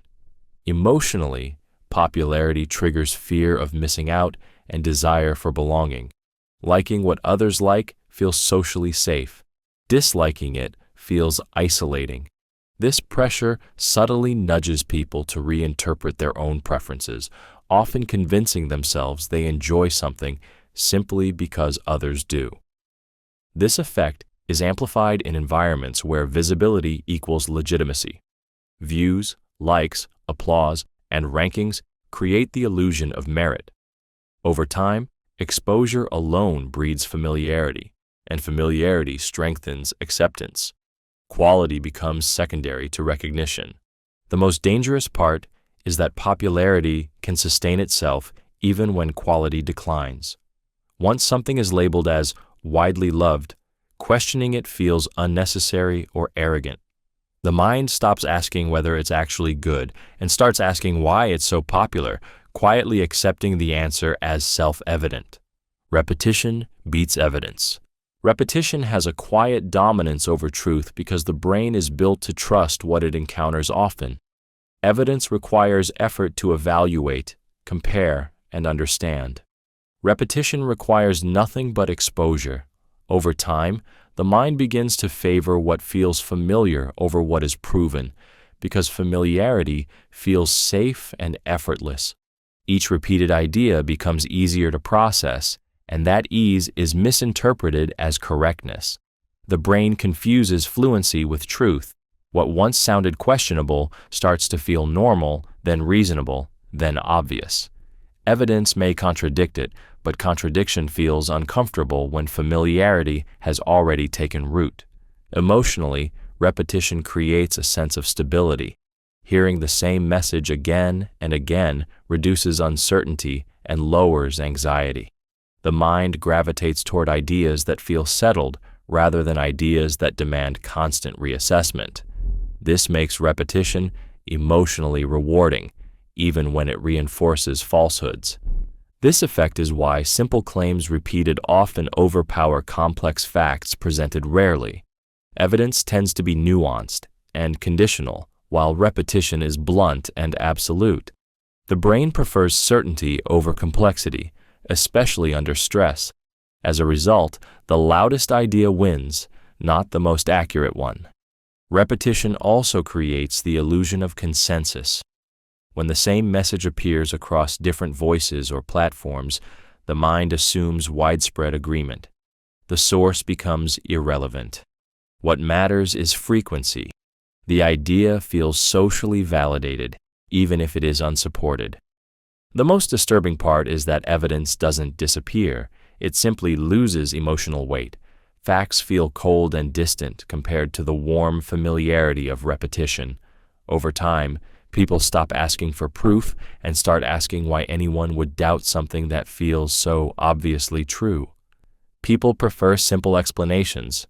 The human mind is drawn to simplicity because complexity feels exhausting. When faced with complicated explanations, the brain experiences friction, uncertainty, and effort. Simple explanations, on the other hand, feel clean, satisfying, and emotionally relieving. They create the sense that the world is understandable and under control, even when it isn't. This preference is rooted in how the brain conserves energy. Thinking deeply requires effort, time, and tolerance for ambiguity. Simple explanations reduce that burden.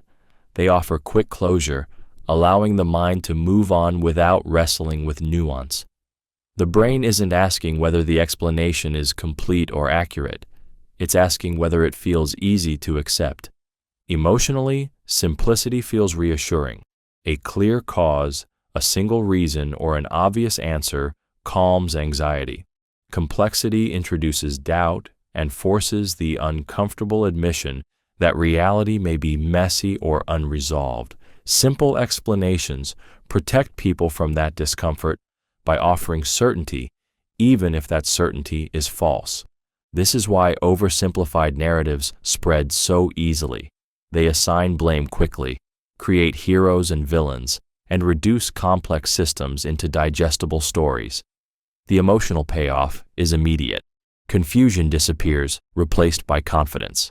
People feel informed without having done the work of understanding. Simple explanations also discourage questioning. Once an answer feels obvious, curiosity shuts down. Alternative perspectives feel unnecessary or threatening. The mind mistakes clarity for truth and ease for accuracy. Those who introduce nuance are often seen as complicating things rather than clarifying them. The danger lies in how simplicity shapes belief. When explanations are stripped of context, uncertainty, and depth, reality becomes distorted, yet the emotional comfort they provide makes them hard to resist. The brain isn't wired to seek truth at all costs. It is wired to seek understanding that feels manageable, even if that understanding is incomplete or wrong. Being liked influences trust more than facts. Trust is often built on emotion long before it is built on evidence. When someone is likable, the brain instinctively relaxes around them. Warmth, friendliness, and charm trigger a sense of safety that facts alone struggle to create. Once that emotional comfort is established, the mind becomes far more willing to believe what the person says, regardless of accuracy. This happens because the brain associates likability with good intentions. A person who feels pleasant to be around is unconsciously assumed to be honest, harmless, and aligned with your interests. That assumption lowers skepticism. Instead of evaluating information critically, the mind evaluates the person delivering it. If they feel good, their message feels safer. Emotionally, liking creates bias. We want people we enjoy to be right. Disagreeing with them introduces discomfort, tension, and the risk of disrupting a positive connection. To avoid that unease, the mind often bends interpretation, giving their claims the benefit of the doubt while scrutinizing others more harshly. This effect is reinforced socially. Likable individuals are forgiven more easily, questioned less, and trusted faster. Their mistakes are minimized, their confidence amplified, and their inconsistencies overlooked. Facts coming from them feel lighter, less threatening, and more acceptable simply because of who they are. In persuasive environments, likability becomes a shortcut to influence. Humor, relatability, and warmth are used to bypass critical thinking. Once people feel emotionally aligned, facts are no longer required to earn trust. The most unsettling part is that likability can be manufactured. Charisma, flattery, and friendliness can be learned and deployed strategically. When trust is granted because someone feels good rather than because they are accurate, truth becomes secondary to connection, and belief follows emotion instead of reality. People fear social rejection intensely. Fear of social rejection runs deeper than most physical fears because, to the human brain, rejection once meant danger. Being excluded from the group historically reduced access to protection, resources, and survival. That ancient threat still echoes in the nervous system today, even when rejection carries no physical consequence. The brain reacts as if social exclusion is an emergency. This fear operates automatically. When the possibility of rejection appears, the body responds with anxiety, tension, and heightened awareness. Logical thinking weakens as the emotional brain takes control. Approval becomes safety, and disapproval becomes threat. In that state, people are far more willing to adjust their opinions, silence their doubts, or comply with expectations just to remain accepted. Social rejection doesn't need to be explicit to be powerful. A pause in conversation, a raised eyebrow, exclusion from a group, or subtle disapproval can trigger intense discomfort. The brain reads these signals as warnings, pushing the individual to self-correct. Often, this correction happens unconsciously, shaping behavior before conscious choice can intervene. This fear is especially effective because it targets identity. Humans don't just want to belong, they need to belong. When acceptance feels conditional, people begin to monitor themselves constantly, filtering thoughts, words, and actions. Authenticity gives way to conformity, not because people are weak, but because the emotional cost of rejection feels unbearable. The most unsettling part is that social pressure rarely feels like pressure. It feels like common sense, politeness, or maturity. Yet beneath that surface, fear is steering behavior, quietly convincing people to trade truth for acceptance and silence for safety. Authority discourages questioning. Authority discourages questioning not through force, but through atmosphere. When someone is positioned as an authority, the space around them subtly changes. The brain senses hierarchy, and curiosity gives way to caution. Questions that would feel natural elsewhere suddenly feel risky, inappropriate, or disrespectful. This conditioning begins early. Children learn that questioning authority can lead to punishment, embarrassment, or withdrawal of approval.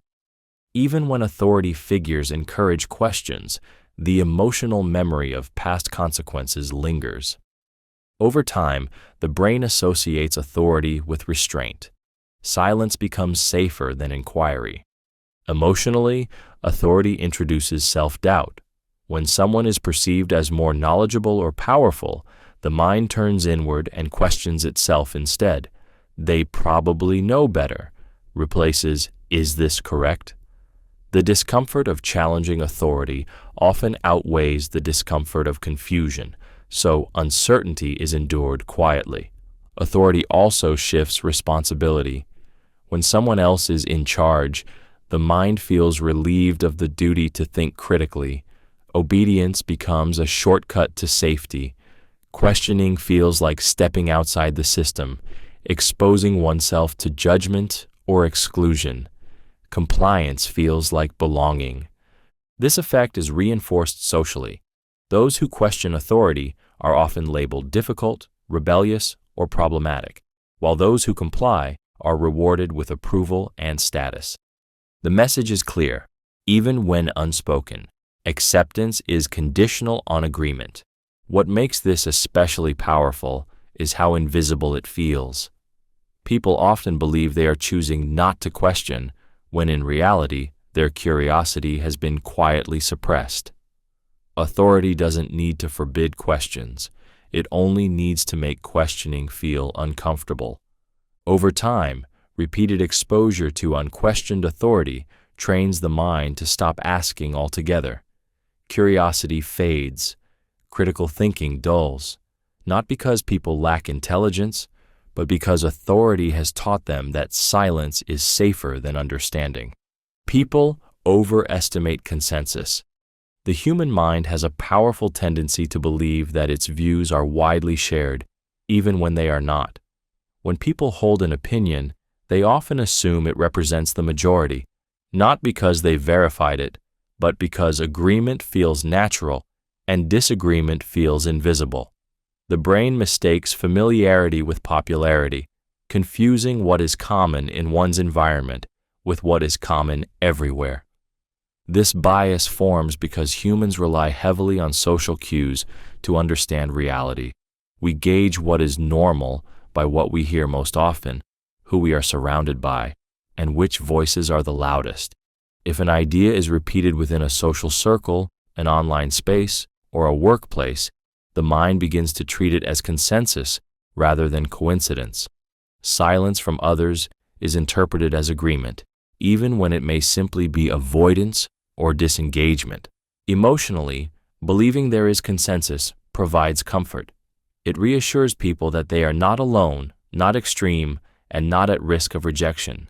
The idea that most people think this way strengthens confidence and reduces the urge to question oneself. Doubt feels unnecessary when you believe the group is already aligned with you. This effect is intensified by selective exposure.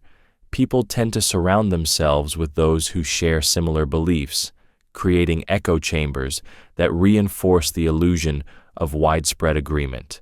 Opposing views fade from awareness, making consensus feel larger and more solid than it truly is. The danger is that overestimated consensus suppresses humility. When people believe their view is universally shared, disagreement feels irrational or malicious. Curiosity shuts down, and opposition is dismissed rather than examined. The mind stops asking whether it might be wrong, because being wrong feels statistically impossible. Over time, this illusion hardens beliefs. What began as an assumption becomes certainty, not because reality confirmed it, but because the brain found safety in believing it was never alone. Familiar opinions feel safer. Familiar opinions feel safe because the human brain equates recognition with protection. When an idea matches what you've heard before, believed before, or grown up around, it doesn't trigger alarm. It slips in quietly, wrapped in comfort. The mind relaxes, not because the opinion is correct, but because it feels known. Known feels controllable, and controllable feels safe. This response is rooted in emotional survival. New or opposing ideas introduce uncertainty, and uncertainty activates stress. Familiar opinions, even flawed ones, offer stability. They don't demand mental effort or emotional risk.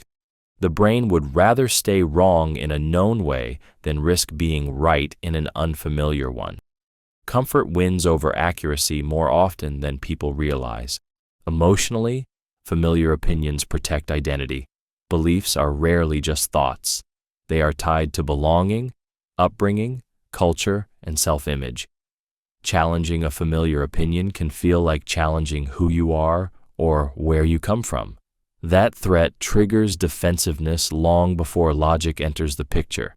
This is why people instinctively gravitate toward voices that echo what they already believe. Agreement feels validating. It reassures the mind that it is aligned, accepted, and not alone. Dissent, even when reasonable, feels destabilizing. The discomfort isn't intellectual, it's emotional. Familiarity also creates the illusion of truth. Repeated exposure makes opinions feel settled and unquestionable. The brain stops examining them and starts protecting them. Questioning feels unnecessary or even dangerous, as if pulling on a thread that might unravel something important. The most unsettling part is that safety becomes a filter for belief. Ideas aren't judged by evidence, but by how familiar they feel. Once comfort becomes the standard, growth slows, curiosity fades, and the mind quietly trades truth for emotional security. Labels create self-fulfilling behavior. Labels have power because they don't just describe behavior, they shape identity. When a label is applied to someone, the brain doesn't treat it as a temporary description, but as a statement about who that person is. Once identity is touched, behavior begins to reorganize itself around the label, often without conscious intent. This happens because humans are wired to seek internal consistency. When a label is accepted, even reluctantly, the mind feels pressure to act in ways that align with it. Being called smart, lazy, difficult, or talented plants a psychological expectation. Over time, actions subtly shift to confirm that expectation, not because it is true, but because the brain wants coherence. Emotionally, labels simplify reality. They reduce complex human behavior into something understandable and predictable. That simplification feels comforting, both to the person applying the label and the person receiving it. But comfort comes at a cost. Once labeled, deviations feel wrong, and change feels like betrayal of identity. Labels also influence how others treat you, which further reinforces behavior. Expectations shape interactions, and interactions shape outcomes. A person labeled as capable is given opportunities that strengthen capability. A person labeled as problematic is monitored, restricted, and distrusted, increasing the likelihood of conflict. The environment begins to conspire with the label. The most dangerous aspect is how early and casually labels are applied. They often come from authority figures or peers and sink in before resistance forms. Over time, the label stops feeling imposed and starts feeling true. At that point, behavior is no longer chosen freely. It is performed in service of a name that quietly rewrote the rules of who someone believes they are allowed to be. Certainty sounds persuasive, even when wrong. Certainty has a hypnotic quality because it eliminates ambiguity, and the human mind craves closure. When someone speaks with absolute confidence, without hesitation or qualifiers, their words land with emotional weight. The brain relaxes into the certainty being offered, mistaking firmness for correctness and decisiveness for truth. This happens because uncertainty creates discomfort. Doubt requires mental effort, patience, and the willingness to sit with not knowing. Certainty, even false certainty, offers relief. It feels like an anchor in chaos. The mind would rather accept a clear answer than wrestle with complexity, especially under pressure. Emotionally, certainty feels dominant. A person who sounds sure positions themselves as psychologically stronger. Challenging them feels like swimming against a current. Even when evidence is weak or missing, the tone alone creates pressure. The listener begins to question their own judgment, not the claim itself. Certainty also suppresses dialogue. Absolute statements shut down exploration because they leave no room for nuance. Words like always, never, and this is how it is create a sense of finality. Once something sounds settled, questioning it feels unnecessary or even disruptive. This effect is amplified in social and hierarchical settings. Certainty signals leadership, and leadership attracts trust. People often follow the most confident voice in the room, not the most informed one. Accuracy becomes secondary to assurance. The most dangerous aspect is that certainty is contagious. Hearing someone speak with conviction can inflate your own belief in the idea, even if you originally doubted it. Over time, repeated exposure to confident claims trains the mind to prioritize tone over truth. Wrong ideas don't need proof when they sound complete. People avoid admitting ignorance. Admitting ignorance feels far more threatening than being wrong. When someone realizes they don't know something, the brain interprets that gap as vulnerability. Ignorance exposes uncertainty, and uncertainty risks judgment, loss of status, or diminished respect. To protect the self, the mind often chooses avoidance over honesty. This behavior forms early. From childhood, knowing is rewarded while not knowing is subtly punished. Questions are welcomed only up to a point. Beyond that, ignorance becomes associated with embarrassment or failure. Over time, people learn that appearing informed matters more than actually being informed. The habit sticks, even when curiosity would be safer than pretending. Emotionally, ignorance triggers shame. Saying, "I don't know," can feel like admitting weakness or incompetence, especially in environments where confidence is valued. To avoid that discomfort, people deflect, speak vaguely, change the subject, or repeat something they've heard without understanding it. The performance of knowledge replaces the pursuit of truth. This avoidance distorts communication. Conversations become about maintaining image rather than exchanging understanding. People nod along to things they don't grasp, fearing that questions will reveal their gaps. Over time, this creates collective blind spots where everyone assumes someone else understands, when no one actually does. Social pressure amplifies the effect. In groups, admitting ignorance risks standing out. silence feels safer than exposure. As a result, false certainty spreads, not because people are informed, but because no one wants to be the first to admit they're not. The most dangerous aspect is that avoiding ignorance blocks learning. Growth requires acknowledging what you don't know, but the emotional cost feels too high. The mind chooses comfort over clarity, protecting self-image at the expense of understanding, and confusion quietly persists beneath confident appearances. Emotional reactions feel like truth. Emotional reactions carry a powerful illusion of certainty because they are experienced internally and immediately. When something triggers anger, fear, excitement, or disgust, the brain interprets that feeling as information. It doesn't feel like a reaction, it feels like insight. The emotion arrives fully formed, convincing, and urgent, and the mind assumes it must be responding to something real. This happens because emotions evolved as fast decision-making systems. Long before logic could be processed, feelings helped humans survive by signaling danger or opportunity. That speed still exists today. Emotional responses arrive faster than conscious thought, and because they come first, they feel authoritative.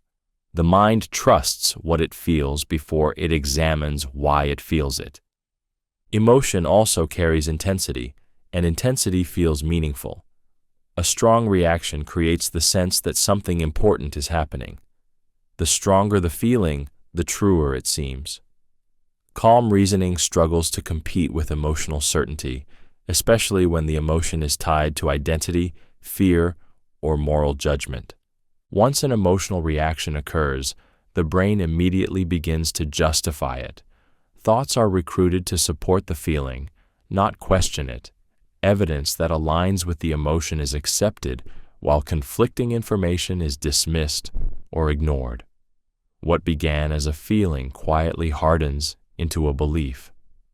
This is why emotionally charged messages spread so quickly. They don't ask to be analyzed, they demand to be felt. Once felt, they are treated as truth. Doubt feels like denial, and questioning feels like betrayal of one's own instincts. The most unsettling part is that emotions feel honest simply because they are sincere, but sincerity does not equal accuracy.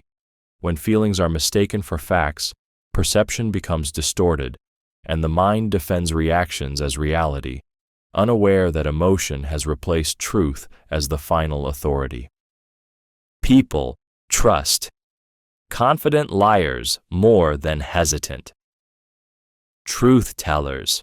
The human brain is dangerously biased toward confidence because it craves certainty more than accuracy. When someone speaks smoothly, without pauses, doubt, or self-correction, their words feel stable.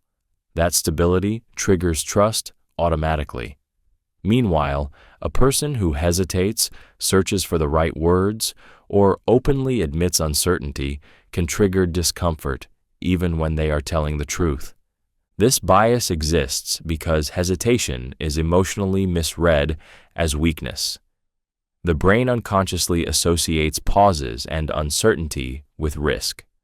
A hesitant speaker feels unpredictable, while a confident speaker feels in control. Control feels safe. As a result, the emotional brain often overrides logical evaluation, rewarding delivery instead of honesty. Truth is often complex. It requires nuance, clarification, and sometimes doubt. Liars don't carry that burden. They can simplify, exaggerate, and present a clean narrative without friction. That simplicity feels convincing. Confidence acts as a shield, preventing deeper questioning and making falsehoods feel solid and complete. Emotionally, confident liars create pressure. Disagreeing with them feels awkward or confrontational because their certainty dominates the interaction. Listeners may doubt their own judgment instead, assuming that the speaker knows something they don't. This self-doubt further strengthens the liar's influence. Over time, this dynamic teaches people a dangerous lesson. Certainty is rewarded, honesty is risky. Those who tell the truth learn to perform confidence to be believed, while those who lie learn that conviction matters more than correctness. The most unsettling part is that repeated exposure to confident falsehoods trains the brain to distrust hesitation itself, slowly eroding the value of thoughtful doubt and replacing it with emotional obedience to whoever speaks without fear. Urgency suppresses reflection. Urgency overwhelms the mind by creating the illusion that time itself is the enemy. When something is framed as needing immediate action, the brain shifts from thinking to reacting. Reflection feels dangerous in that moment, as if pausing will cause loss, failure, or regret. The pressure to act now silences the part of the mind that asks careful questions. This response is tied to survival instincts. In threatening situations, hesitation once meant harm. The brain learned to prioritize speed over accuracy, and that instinct still activates when urgency is emotionally triggered. Even when no real danger exists, the body responds as if it does, flooding the system with stress signals that narrow thought. Emotionally, urgency feels like importance. The faster something demands attention, the more valuable it appears. Calm consideration is replaced by adrenaline, and adrenaline feels like clarity. The mind mistakes intensity for insight, assuming that quick decisions are decisive rather than rushed. Urgency also reframes doubt as weakness. Thinking things through feels irresponsible when the clock is ticking. Questions become obstacles instead of safeguards. People begin to fear missing out more than making mistakes, so they move forward without fully understanding why. This effect is especially powerful because it creates consent without comprehension. Decisions made under urgency feel voluntary, even though alternatives were never considered. Once the moment passes, the mind often justifies the choice to avoid regret, rewriting the story to make the decision feel necessary. The most unsettling part is how easily urgency can be manufactured. Time limits, countdowns, and artificial deadlines trigger the same emotional response as real threats. Reflection doesn't disappear because people don't care. It disappears because urgency convinces them they don't have time to think. Silence is used as social pressure. Silence has a powerful psychological weight because the human brain is wired to seek social feedback. When a statement is met with silence instead of response, the mind instinctively fills the gap with meaning. That absence of reaction is rarely interpreted as neutrality. It is felt as judgment, disapproval, or rejection, even when none is explicitly expressed.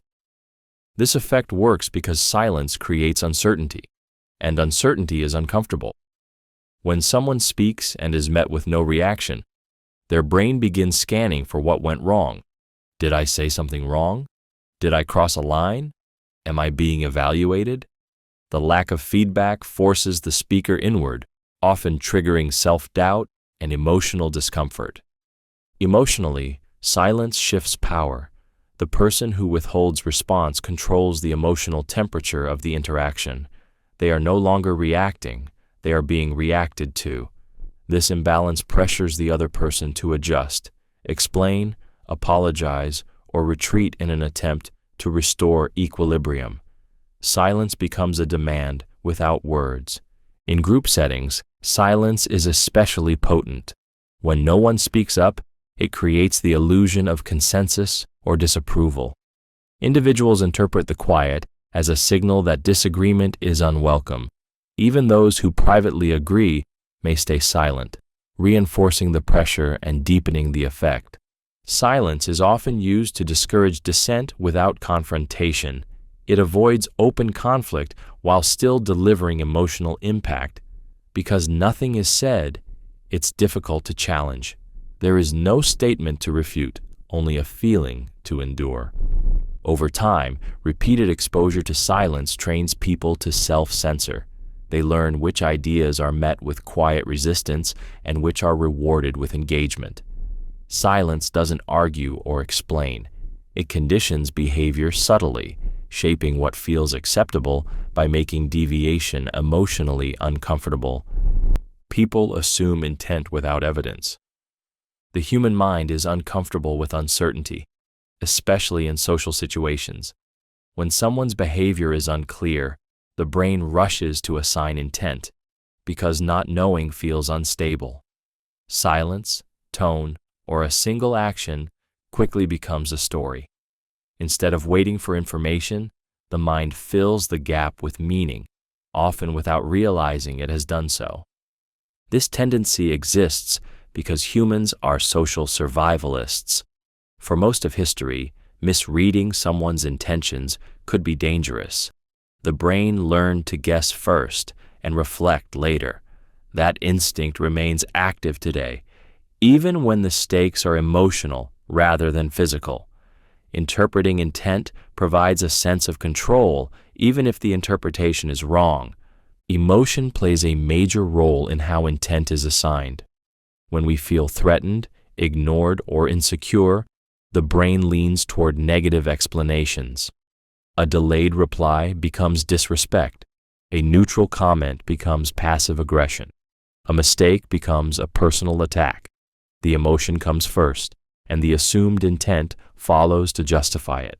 Once intent is assigned, it hardens quickly.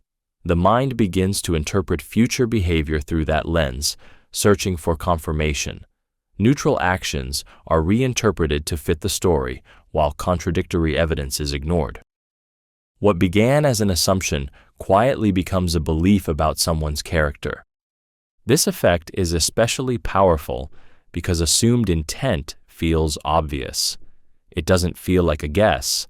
It feels like insight. People say, "I know why they did that," with confidence, even when no evidence exists. The most unsettling part is that assumed intent drives emotional reactions and decisions as if it were fact. Relationships fracture, conflicts escalate, and trust erodes, not because of what was proven, but because a story was invented and emotionally accepted as truth. Emotional intensity increases memory distortion. Strong emotions don't sharpen memory the way people assume, they bend it.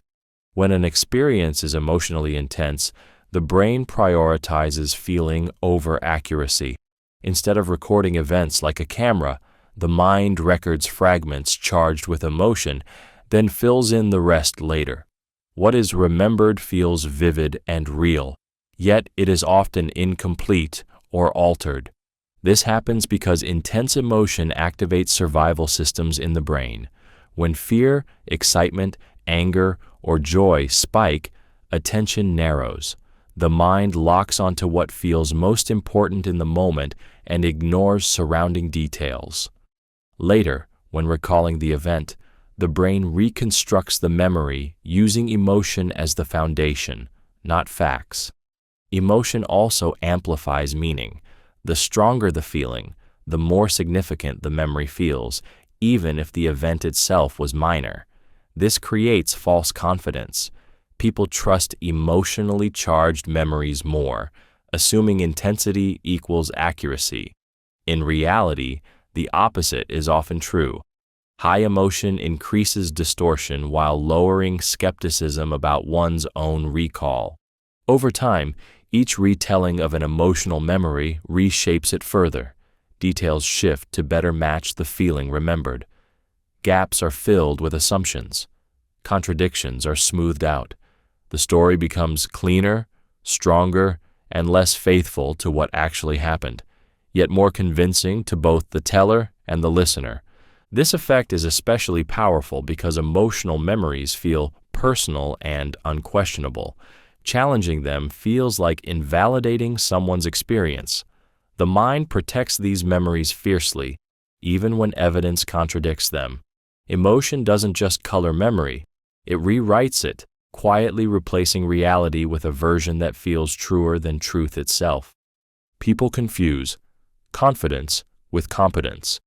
Confidence and competence feel closely linked in the human mind, even though they are not the same thing. When someone speaks clearly, takes up space, and appears certain, the the brain assumes they must know what they're doing. That assumption happens automatically, long before skills or results are evaluated. Confidence becomes a shortcut for judging ability. This confusion is rooted in how the brain handles uncertainty. Assessing real competence takes time, observation, and evidence. Confidence, on the other hand, is immediate and visible. The mind chooses the faster signal. It fills in missing information with tone, posture, and certainty, mistaking presentation for proficiency. Emotionally, confidence feels reassuring. In unfamiliar or complex situations, people want someone who appears in control. A confident person reduces anxiety by projecting stability, even if that stability is performative. Questioning their ability feels risky because it threatens the sense of order they provide. This effect is reinforced socially. Confident individuals are given more opportunities, more attention, and more authority. Those advantages then create the appearance of competence, even when they are undeserved. Meanwhile, skilled but cautious people are overlooked because hesitation is misread as weakness or ignorance. The danger lies in how this bias perpetuates itself. Once confidence is rewarded, people learn to prioritize appearance over ability. Performance replaces preparation. Over time, environments become dominated by those who sound capable rather than those who are. The most unsettling aspect is that confidence not only convinces others, it reshapes outcomes. When confident people are trusted, their mistakes are excused. While the mistakes of less confident individuals are scrutinized, competence becomes secondary to certainty, and reality quietly bends around whoever believes in themselves the loudest. Group belonging shapes beliefs. Belonging is one of the strongest emotional needs the human brain has, and beliefs often bend to protect it. When people become part of a group, their ideas don't just coexist with that group's values, they slowly align with them. The mind prioritizes social connection over objective accuracy because being accepted feels safer than being correct in isolation. This begins subtly. Shared language, shared jokes, shared frustrations, and shared narratives create emotional bonds. Over time, agreement becomes a signal of loyalty. Beliefs shift not because of careful reasoning, but because disagreement threatens connection. The brain learns which ideas strengthen belonging and which ones risk exclusion. Emotionally, group belonging provides identity. It answers the question of who someone is and where they fit. Once beliefs become tied to that identity, changing them feels like losing a piece of oneself. The fear of being othered or pushed to the margins keeps beliefs anchored, even when contradictory information appears. Social reinforcement intensifies this effect. Approval, validation, and recognition are given to those who echo group views. Doubt is met with silence, discomfort, or subtle correction. Over time, the mind associates belief conformity with emotional reward and deviation with emotional pain. This process often happens without awareness. People believe they arrived at their views independently, while the group quietly shaped the boundaries of acceptable thought.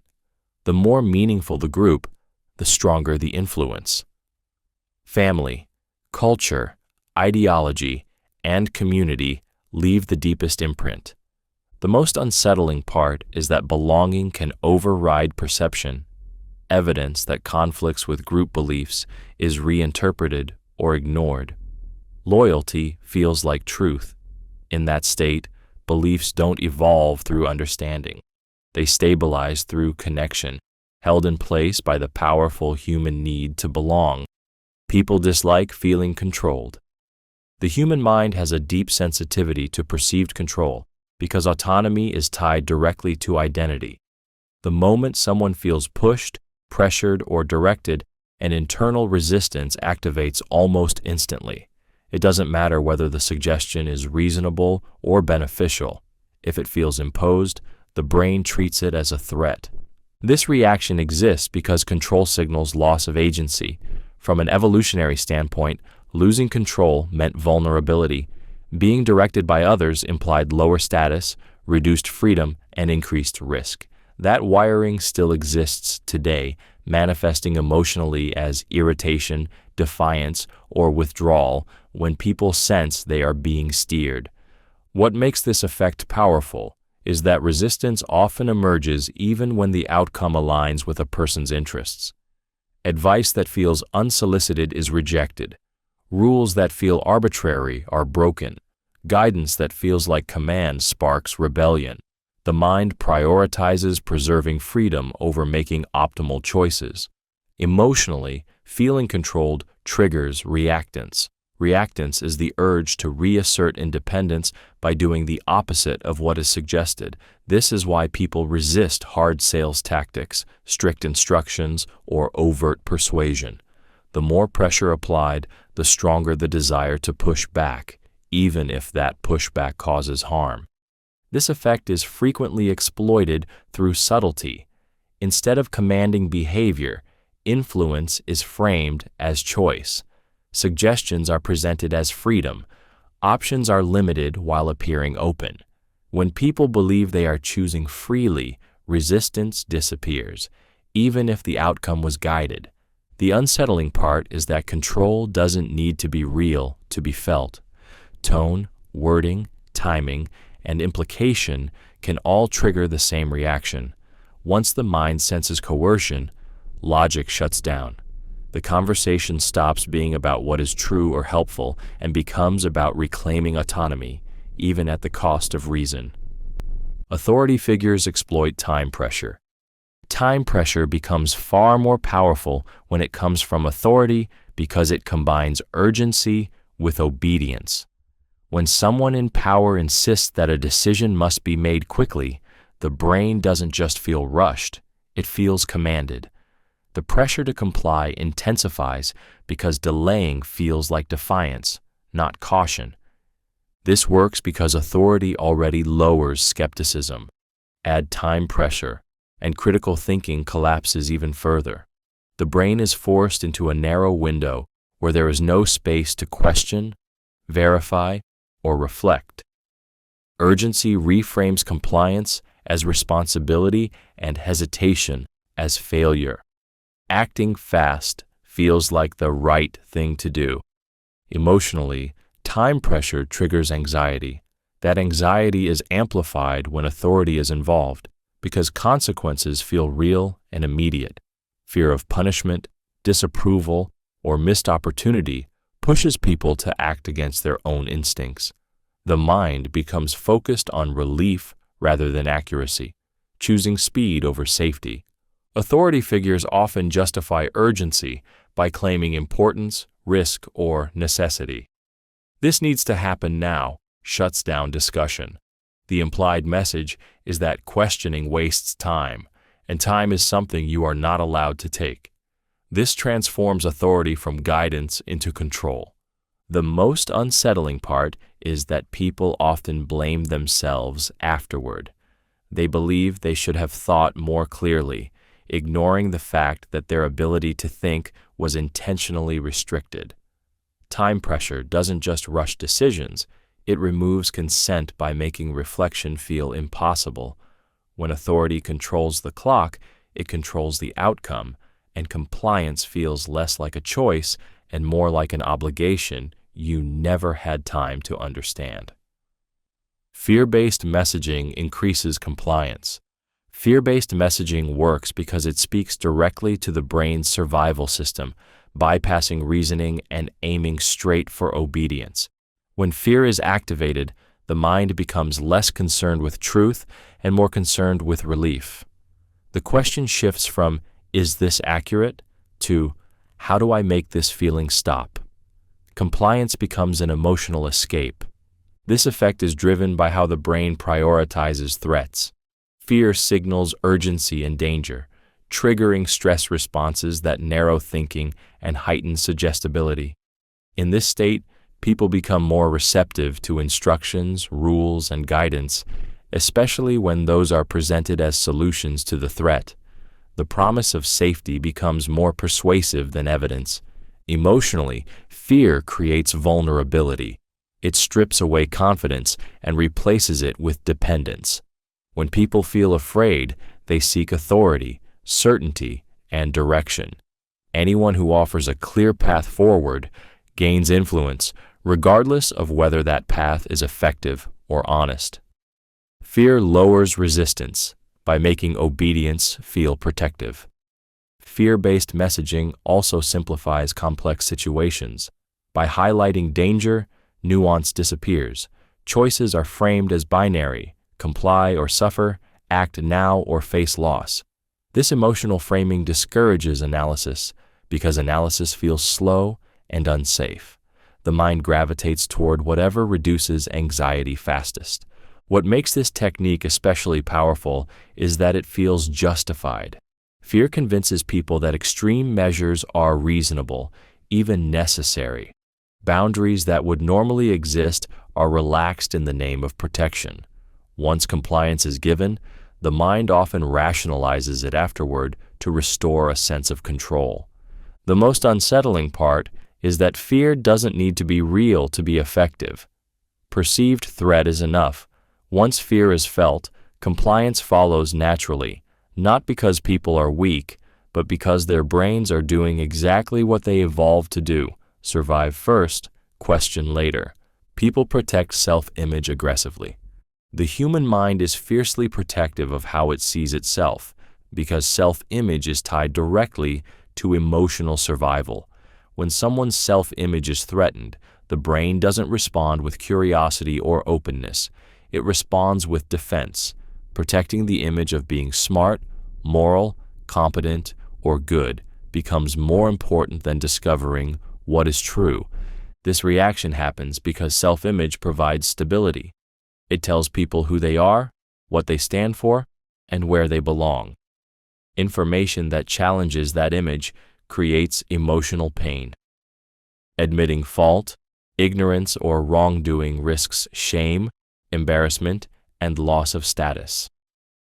The brain interprets those risks as danger and moves quickly to neutralize them.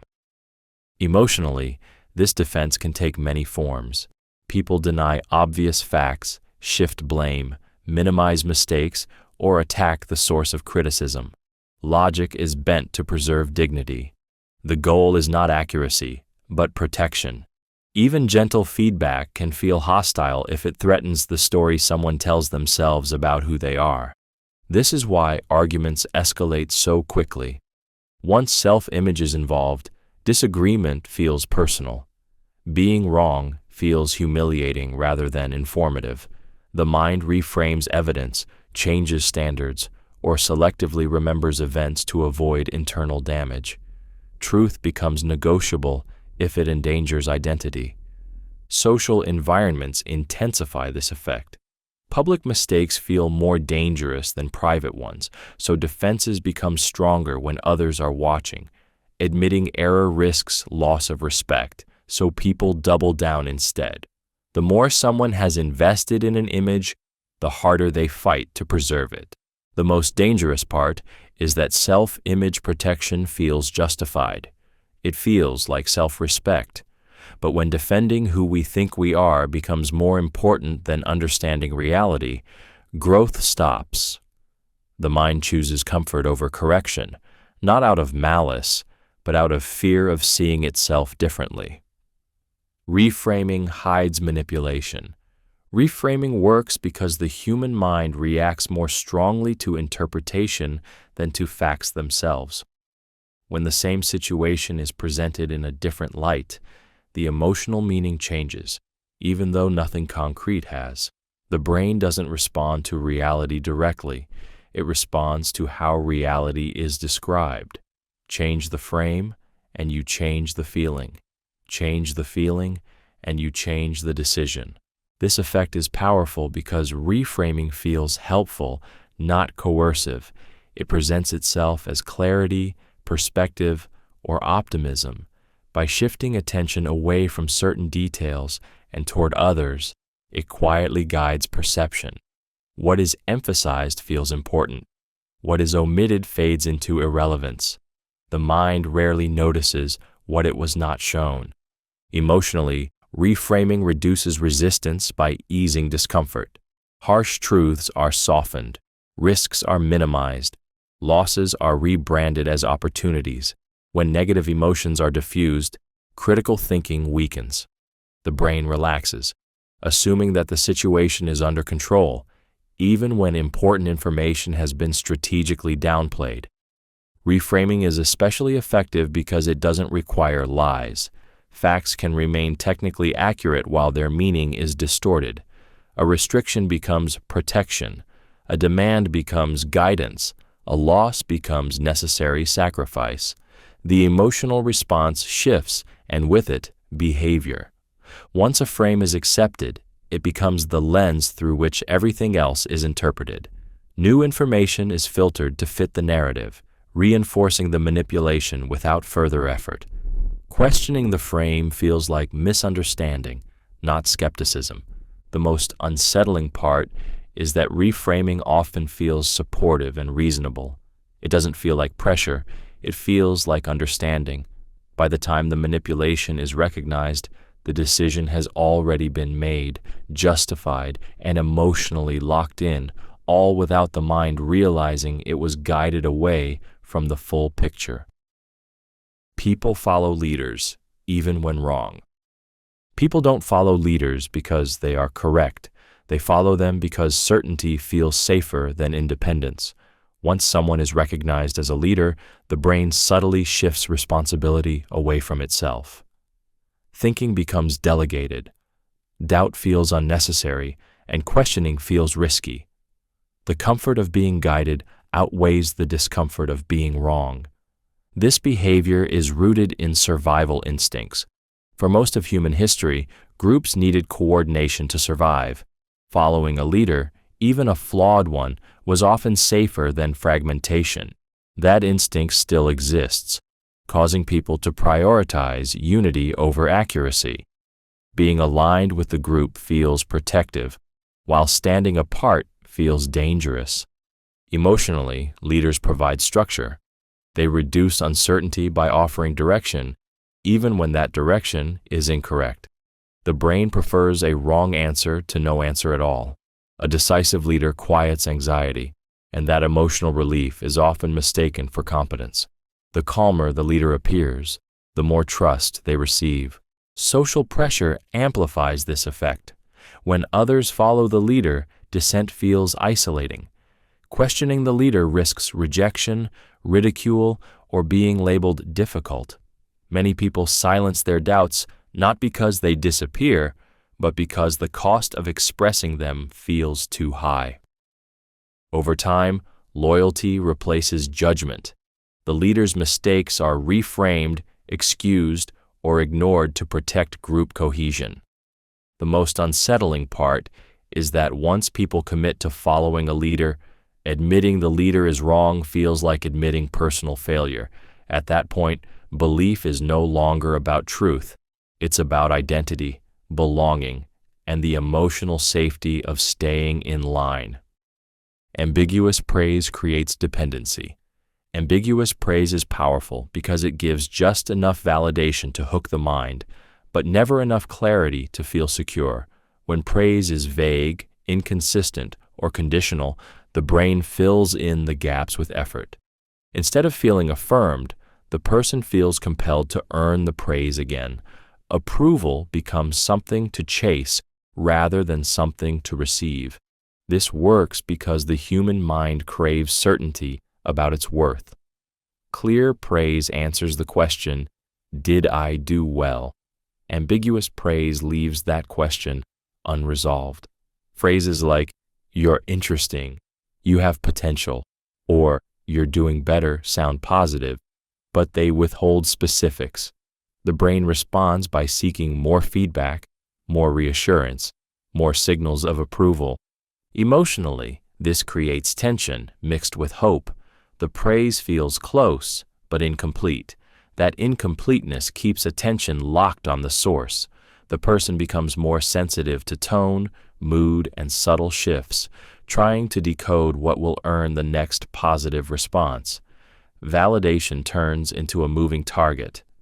Ambiguous praise is especially effective when coming from authority figures or people whose approval feels important. The uncertainty creates a power imbalance.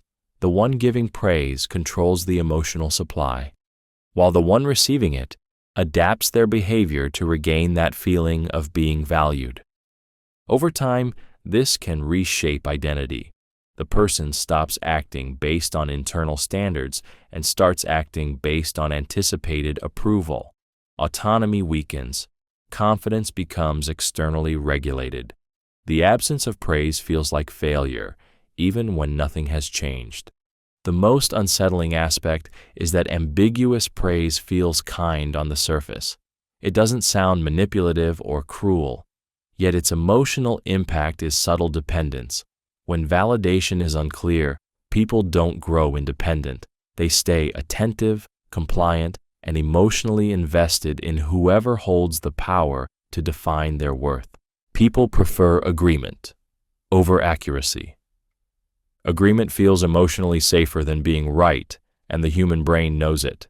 When people sense harmony in a conversation, tension drops and belonging rises. Accuracy, on the other hand, often introduces friction. It risks disagreement, correction, and separation. Faced with that choice, the mind quietly leans toward agreement, because peace feels better than precision. This preference forms early. From childhood, agreement is rewarded with approval, while disagreement is often met with discomfort or correction. Over time, the brain learns that aligning with others brings acceptance. Being accurate but alone feels risky. The emotional cost of standing apart often outweighs the intellectual value of being correct. Emotionally, agreement reduces anxiety. When others nod, affirm, or echo our views, it reassures us that we are safe within the group. Accuracy doesn't offer that comfort. In fact, accuracy can isolate. Correcting someone, questioning a shared belief, or pointing out an error can shift social dynamics instantly. The fear of being seen as difficult, arrogant, or disruptive keeps many people quiet. This is why false ideas can survive unchallenged in groups. People notice inconsistencies or errors, but choose silence to preserve harmony. The group feels stable, even as accuracy erodes beneath the surface. Over time, agreement becomes the metric for truth. What is widely accepted feels more real than what is carefully verified. The effect intensifies in environments that reward consensus.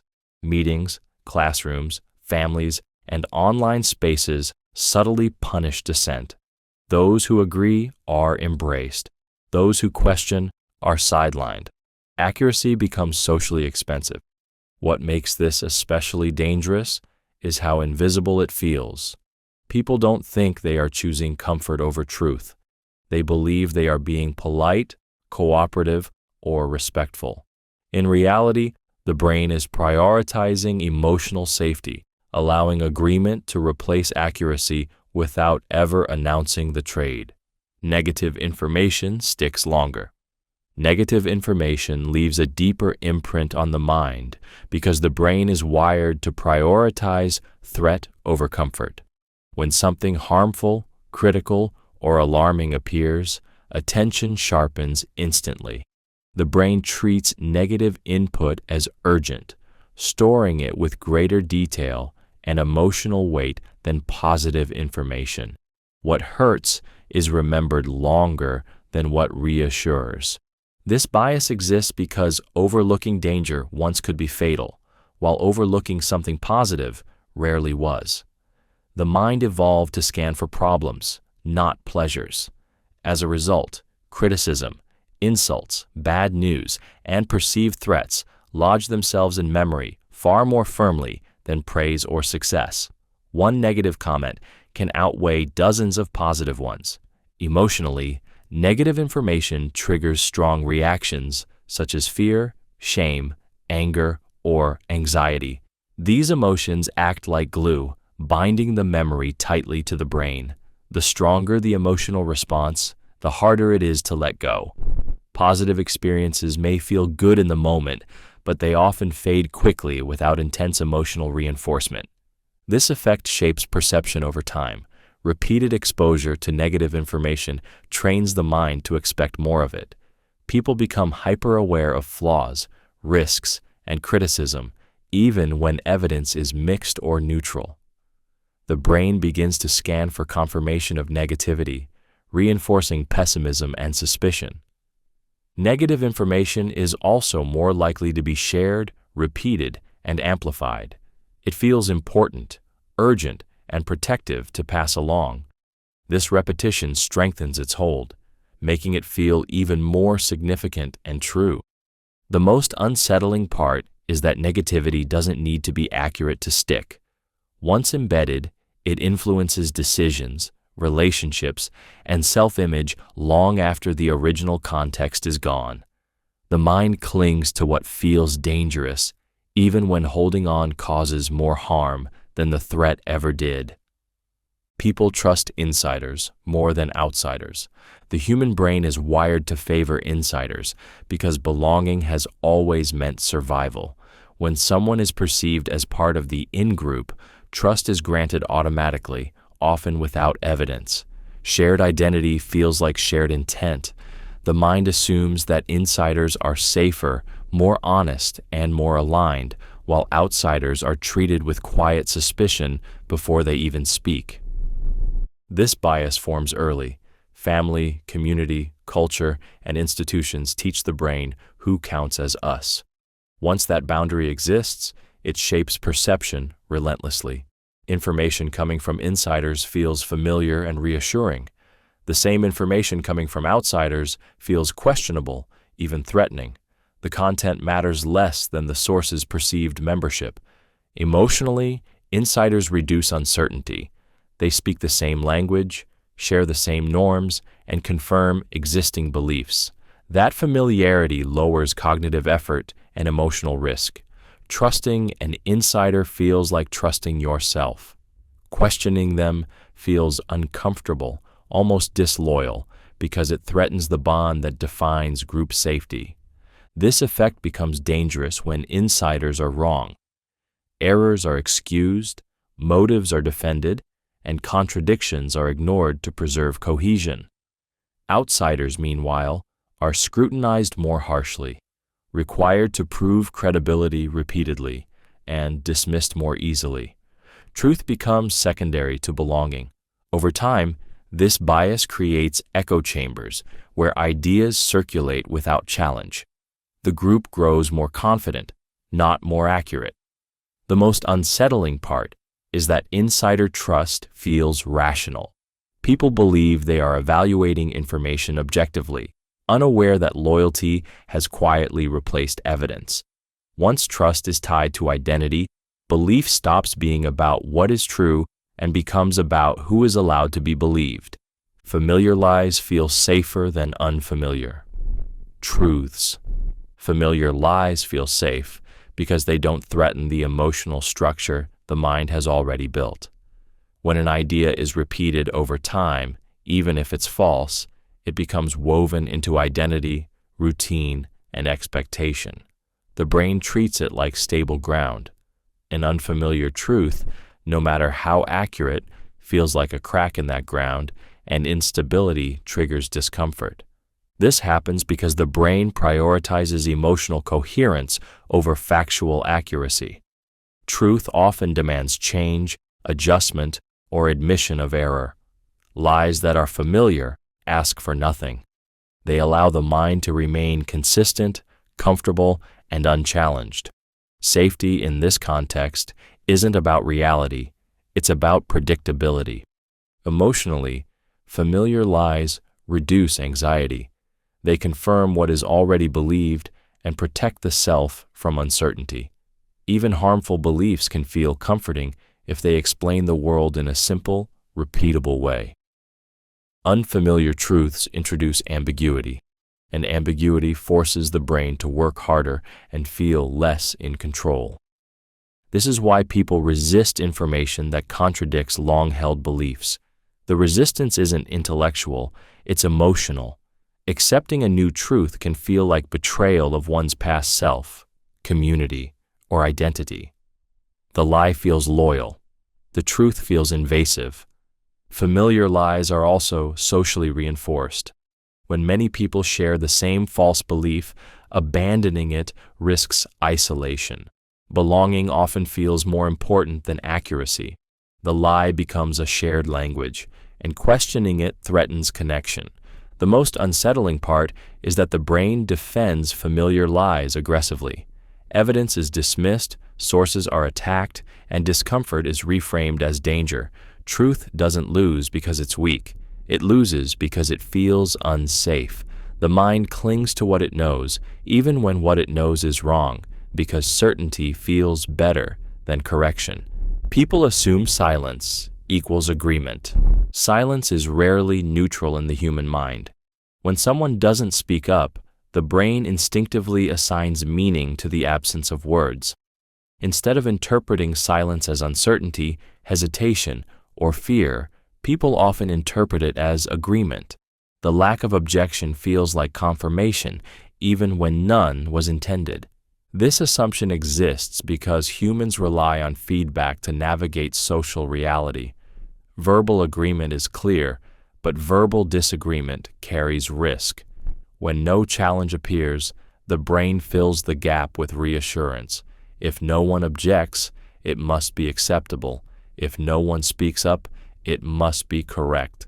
Silence becomes a shortcut to consensus.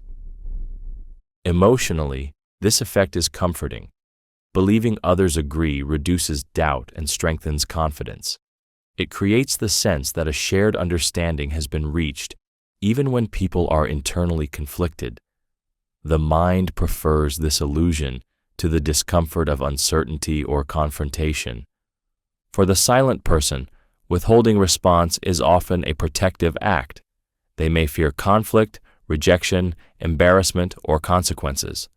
Silence feels safer than speaking, especially in hierarchical or group settings. But that self-protection is misread. What is actually caution or discomfort is perceived as endorsement. This dynamic is especially dangerous in groups. As more people remain silent, the illusion of agreement grows stronger. Each quiet individual becomes invisible proof that the idea is accepted. Meanwhile, dissent disappears not because it doesn't exist, but because it feels too costly to express. Over time, silence trains behavior. People learn which opinions trigger quiet resistance and which are rewarded with engagement. Eventually, even internal disagreement weakens. The most unsettling part is that no one explicitly agrees, yet the belief advances anyway. Silence doesn't argue, confirm, or deny, but the mind treats it as consent, allowing false certainty to grow without ever being spoken aloud. Emotional storytelling reduces scrutiny. Emotional storytelling works because the human mind lowers its guard when it feels instead of analyzes. When a story triggers empathy, sadness, anger, or inspiration, attention shifts away from logic and toward emotion. The listener stops evaluating the structure of the argument and becomes absorbed in the experience.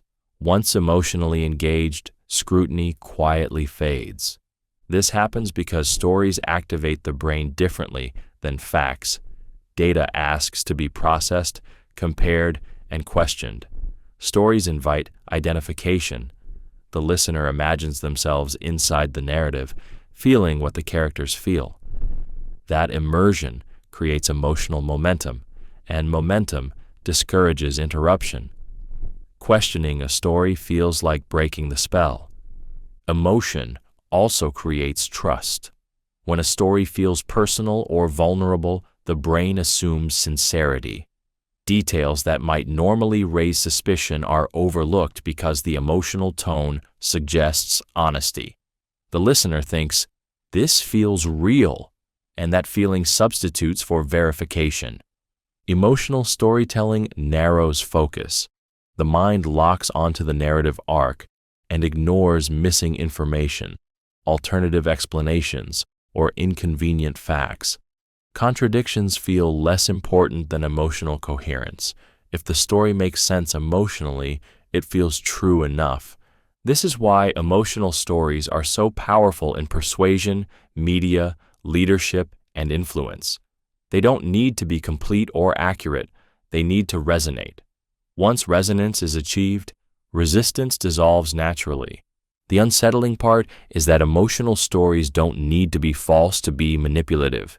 Even true stories can be used selectively, framed to provoke emotion while steering attention away from critical context. When emotion leads, scrutiny lags behind, and belief settles in before the mind ever asks whether it should. People justify past choices to protect ego. The human ego is built to preserve a sense of competence and control, and few things threaten it more than realizing a past decision was wrong. When confronted with evidence that contradicts a choice they've already made, the brain doesn't respond with curiosity. It responds with defense. Justification becomes a psychological shield, protecting identity from damage. This happens because decisions are rarely just actions. They are statements about who we believe we are. Admitting a mistake feels like admitting flawed judgment, weakness, or foolishness. The emotional cost of that admission often feels heavier than the cost of being wrong. As a result, the mind begins to rewrite the story to make the decision feel reasonable, necessary, or inevitable. Emotionally, justification brings relief. It reduces discomfort by aligning reality with self-image. Contradictory information is minimized, reframed, or dismissed altogether. The brain selectively remembers supporting details while ignoring evidence that challenges the narrative. Over time, the revised version feels just as real as the truth, sometimes more so. This effect strengthens with time and investment. The more effort, money, or identity attached to a decision, the harder it becomes to question. Walking away feels like loss, while defending the choice feels like stability. People double down, not because the decision was good, but because retreat feels unbearable. The most unsettling part is that justification doesn't feel like lying. It feels like clarity. The mind convinces itself that it knew all along, or that circumstances forced the outcome. In protecting the ego, reality becomes negotiable, and growth is quietly sacrificed to maintain the comforting illusion of being right. Confidence masks uncertainty effectively. Confidence is one of the most effective disguises for uncertainty because it redirects attention away from what is unknown and toward what appears controlled. When someone presents themselves with certainty, the brain stops looking for gaps. Doubt is assumed to have been resolved, not hidden. The performance of confidence becomes a substitute for actual understanding.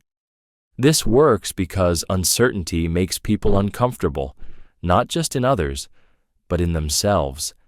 When someone speaks confidently, they absorb that certainty emotionally. It feels stabilizing, like standing next to someone who knows the way in the dark. The mind prefers that feeling to the anxiety of unanswered questions, so it accepts the confidence as proof. Emotionally, confidence creates authority. A person who appears sure of themselves signals strength, even when they are guessing or improvising. Listeners often mistake hesitation for ignorance and decisiveness for mastery. As a result, uncertainty wrapped in confidence passes undetected, while honest doubt is scrutinized or dismissed. Confidence also discourages interruption. People hesitate to challenge someone who sounds certain because it risks embarrassment or conflict. The lack of pushback further reinforces the illusion that nothing is missing. Silence becomes mistaken for agreement, and agreement becomes mistaken for validation. This effect is especially powerful in environments where certainty is rewarded and doubt is penalized. Over time, people learn to hide uncertainty behind confident delivery rather than resolve it through inquiry. The mask becomes habitual. The most dangerous aspect is that confidence doesn't just fool others, It fools the person wearing it. Acting certain can silence internal doubt, replacing curiosity with performance. Questions go unasked. Assumptions harden. Uncertainty doesn't disappear. It simply goes underground, where it can no longer be examined, corrected, or understood. People overtrust. Intuition. Intuition feels powerful because it feels immediate.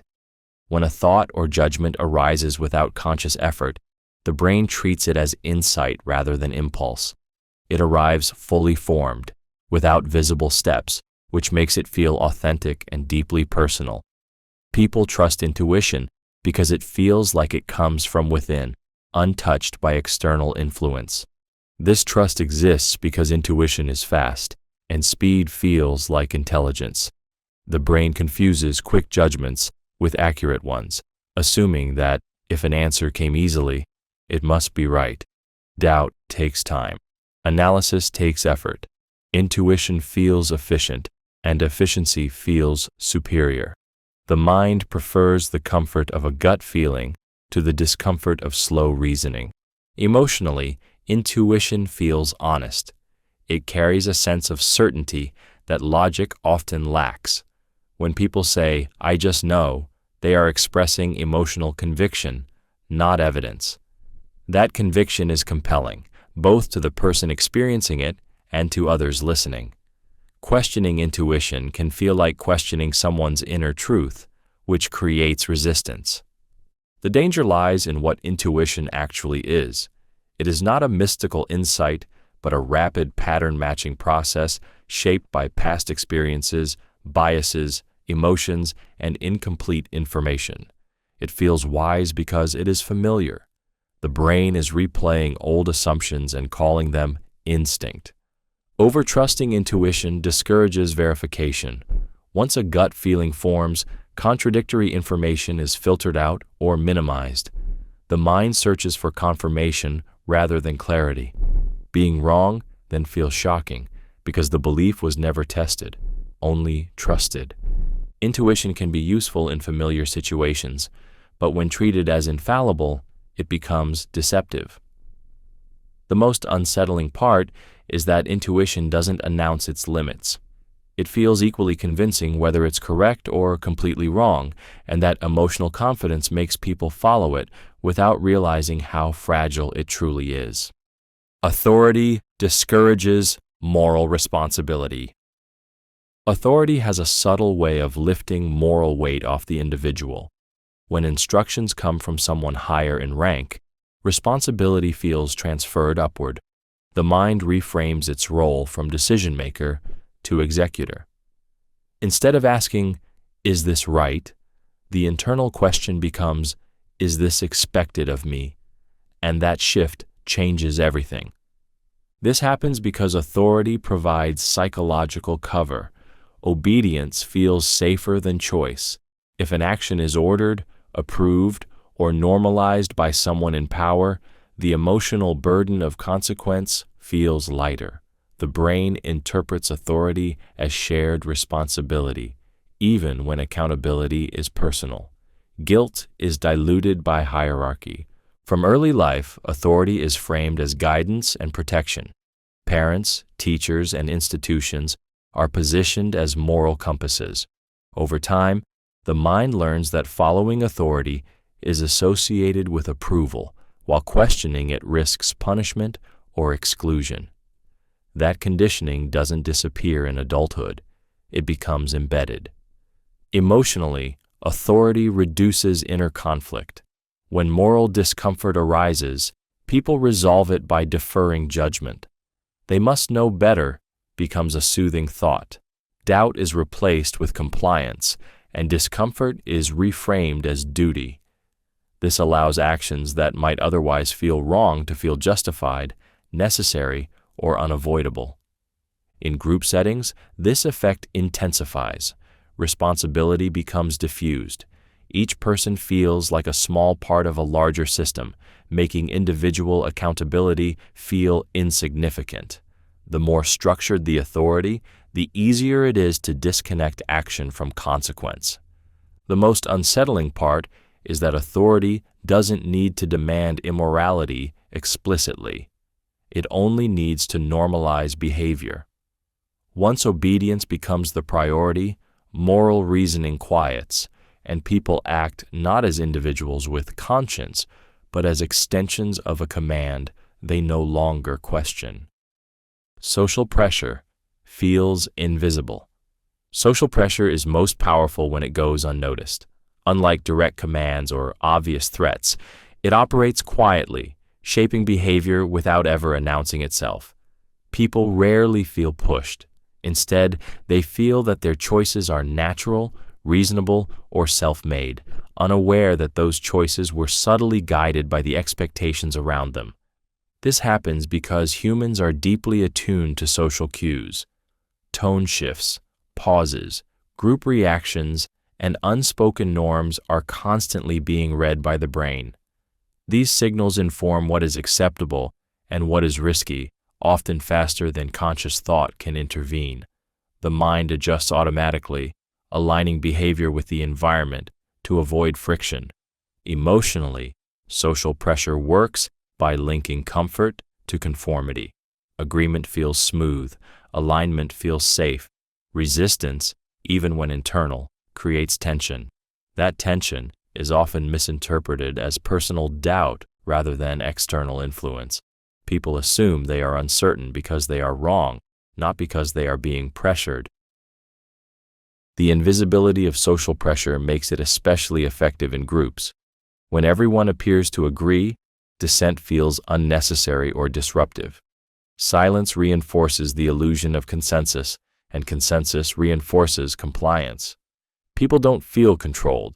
They feel mature, polite, or realistic for going along.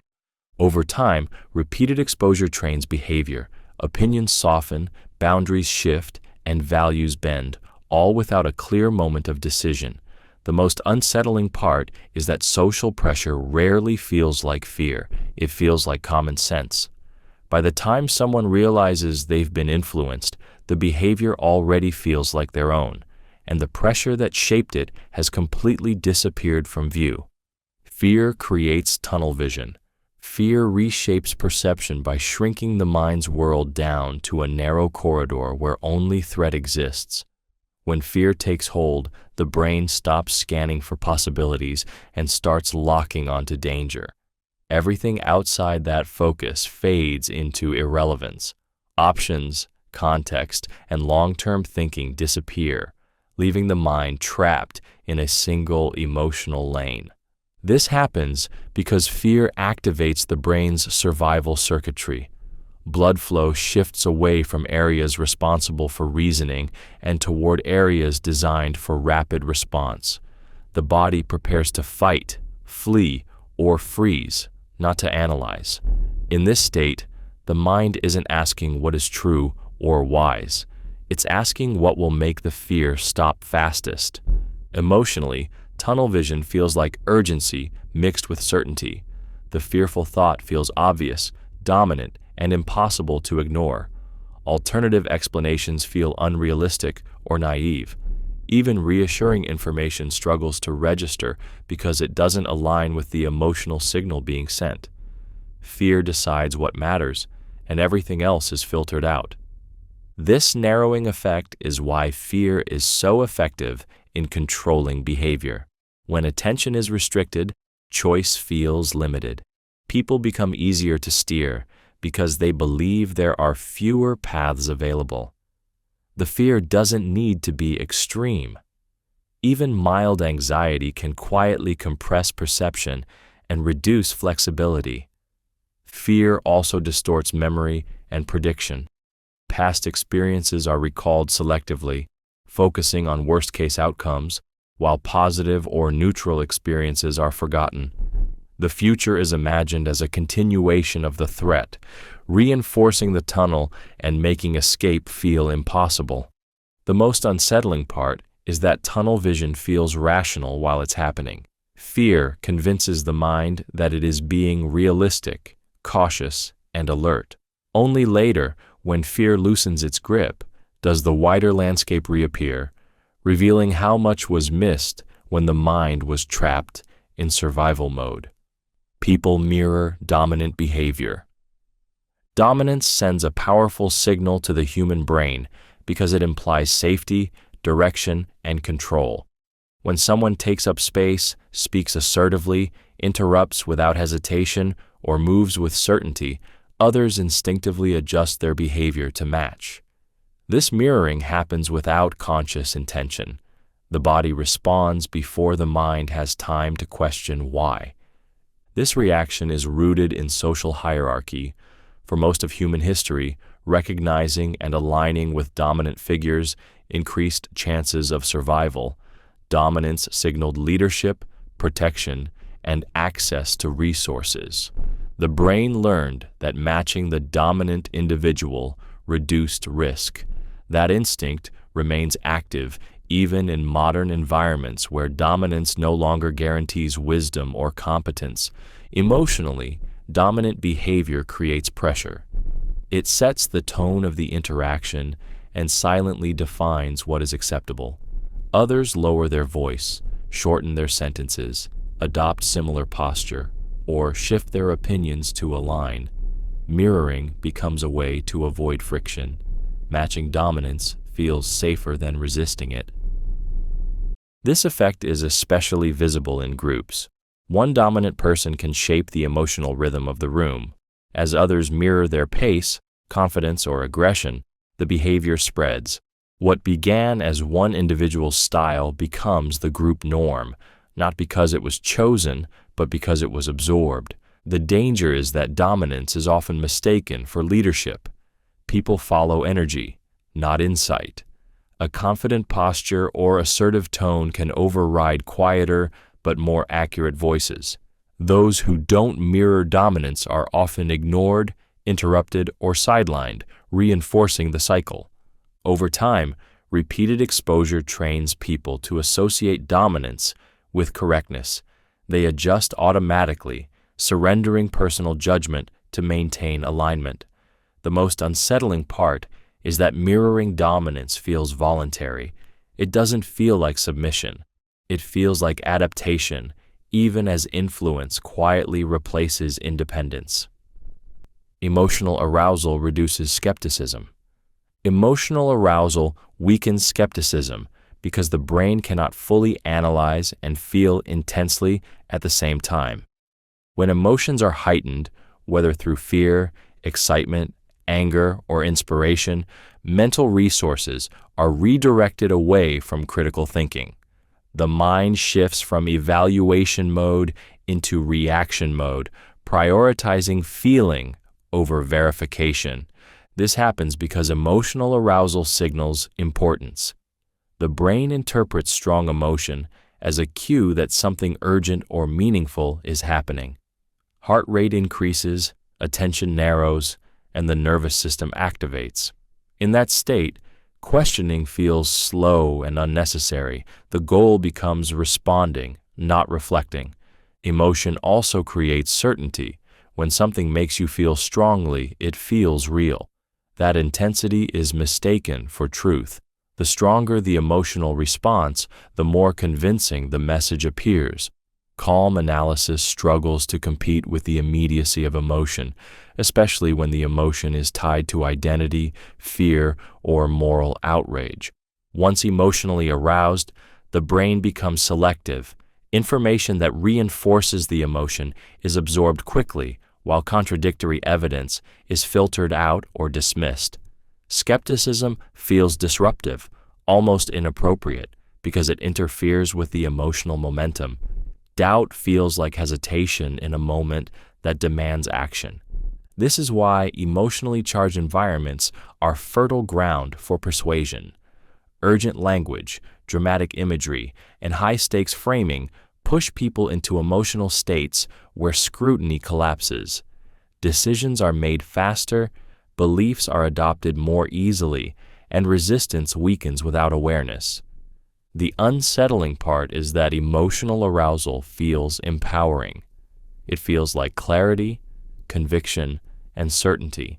But beneath that confidence, skepticism has quietly stepped aside. By the time emotion settles, the belief has already formed. defended not by evidence, but by the memory of how strongly it once felt. People avoid cognitive discomfort. Cognitive discomfort is the uneasy feeling that arises when reality clashes with belief, expectation, or self-image. The human mind is strongly motivated to escape this feeling as quickly as possible. When thoughts create tension, confusion, or internal conflict, the brain doesn't lean in to resolve it. It looks for the fastest exit.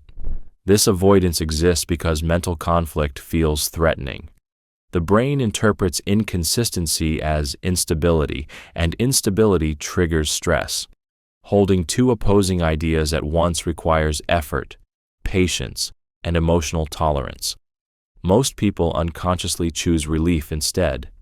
They dismiss new information, reinterpret it, or ignore it entirely, not because it's false, but because it's uncomfortable. Emotionally, cognitive discomfort creates anxiety and self-doubt. Admitting that a belief might be wrong can feel like losing control or identity.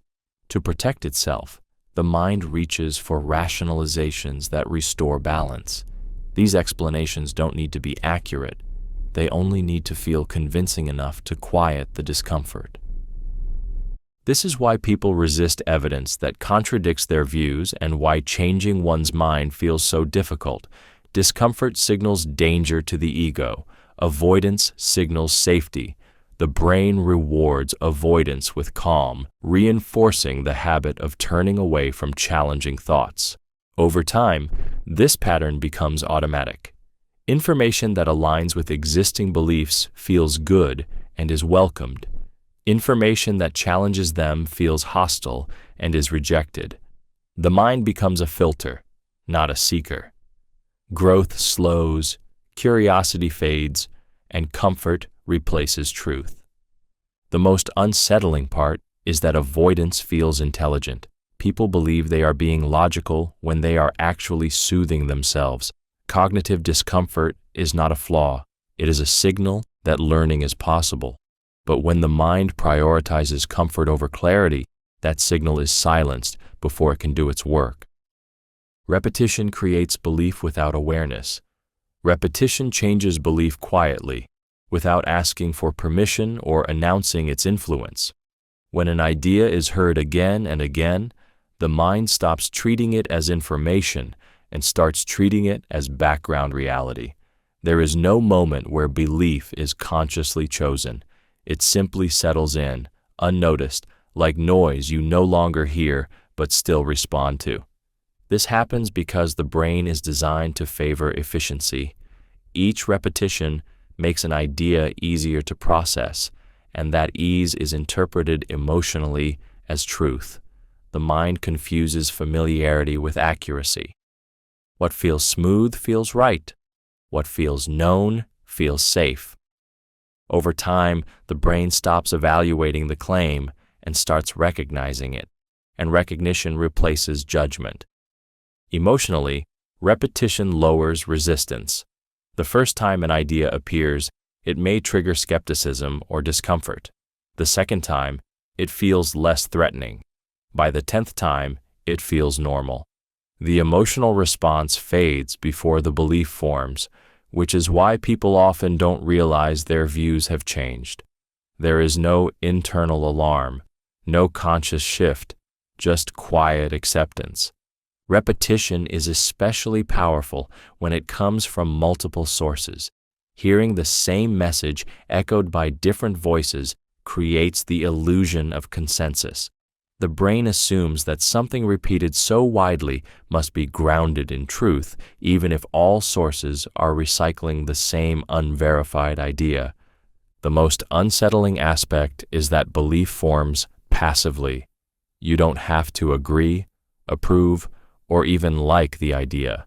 Exposure alone is enough. Over time, the repeated message begins to influence reactions, expectations, and decisions, all while the conscious mind insists it is thinking independently. Repetition doesn't argue. It waits. Labels simplify complex reality. Labels feel useful because they reduce overwhelming complexity into something the mind can quickly grasp. When reality is messy, layered, and uncertain, labels offer instant structure. They create the feeling of understanding without requiring the work of understanding. The brain relaxes once something has a name, even if that name distorts what it represents. This tendency exists because the human mind is not built to process endless nuance. Categorizing information conserves energy. A label acts as a shortcut, allowing the brain to file people, ideas, and situations into mental boxes. Once something is labeled, further exploration feels unnecessary. The label becomes the explanation. Emotionally, labels provide comfort. They turn ambiguity into certainty and confusion into order. Calling someone good or bad, an idea right or wrong, or a group us or them, creates emotional clarity. That clarity feels satisfying, even when it oversimplifies reality and erases important context. The danger appears when labels replace curiosity. Once a label is applied, new information is filtered through it. Evidence that fits is accepted. Evidence that contradicts it is ignored or dismissed. The label becomes self-reinforcing, shaping perception rather than reflecting reality. Labels also shape behavior. When people are labeled, they are often treated according to the category rather than their individual actions. Over time, those expectations can become self-fulfilling. People internalize labels and unconsciously conform to them, shrinking themselves to fit the simplified identity imposed on them. What makes labels especially powerful is how invisible their influence feels. They don't announce themselves as distortions. They present themselves as clarity. Yet reality rarely fits clean categories.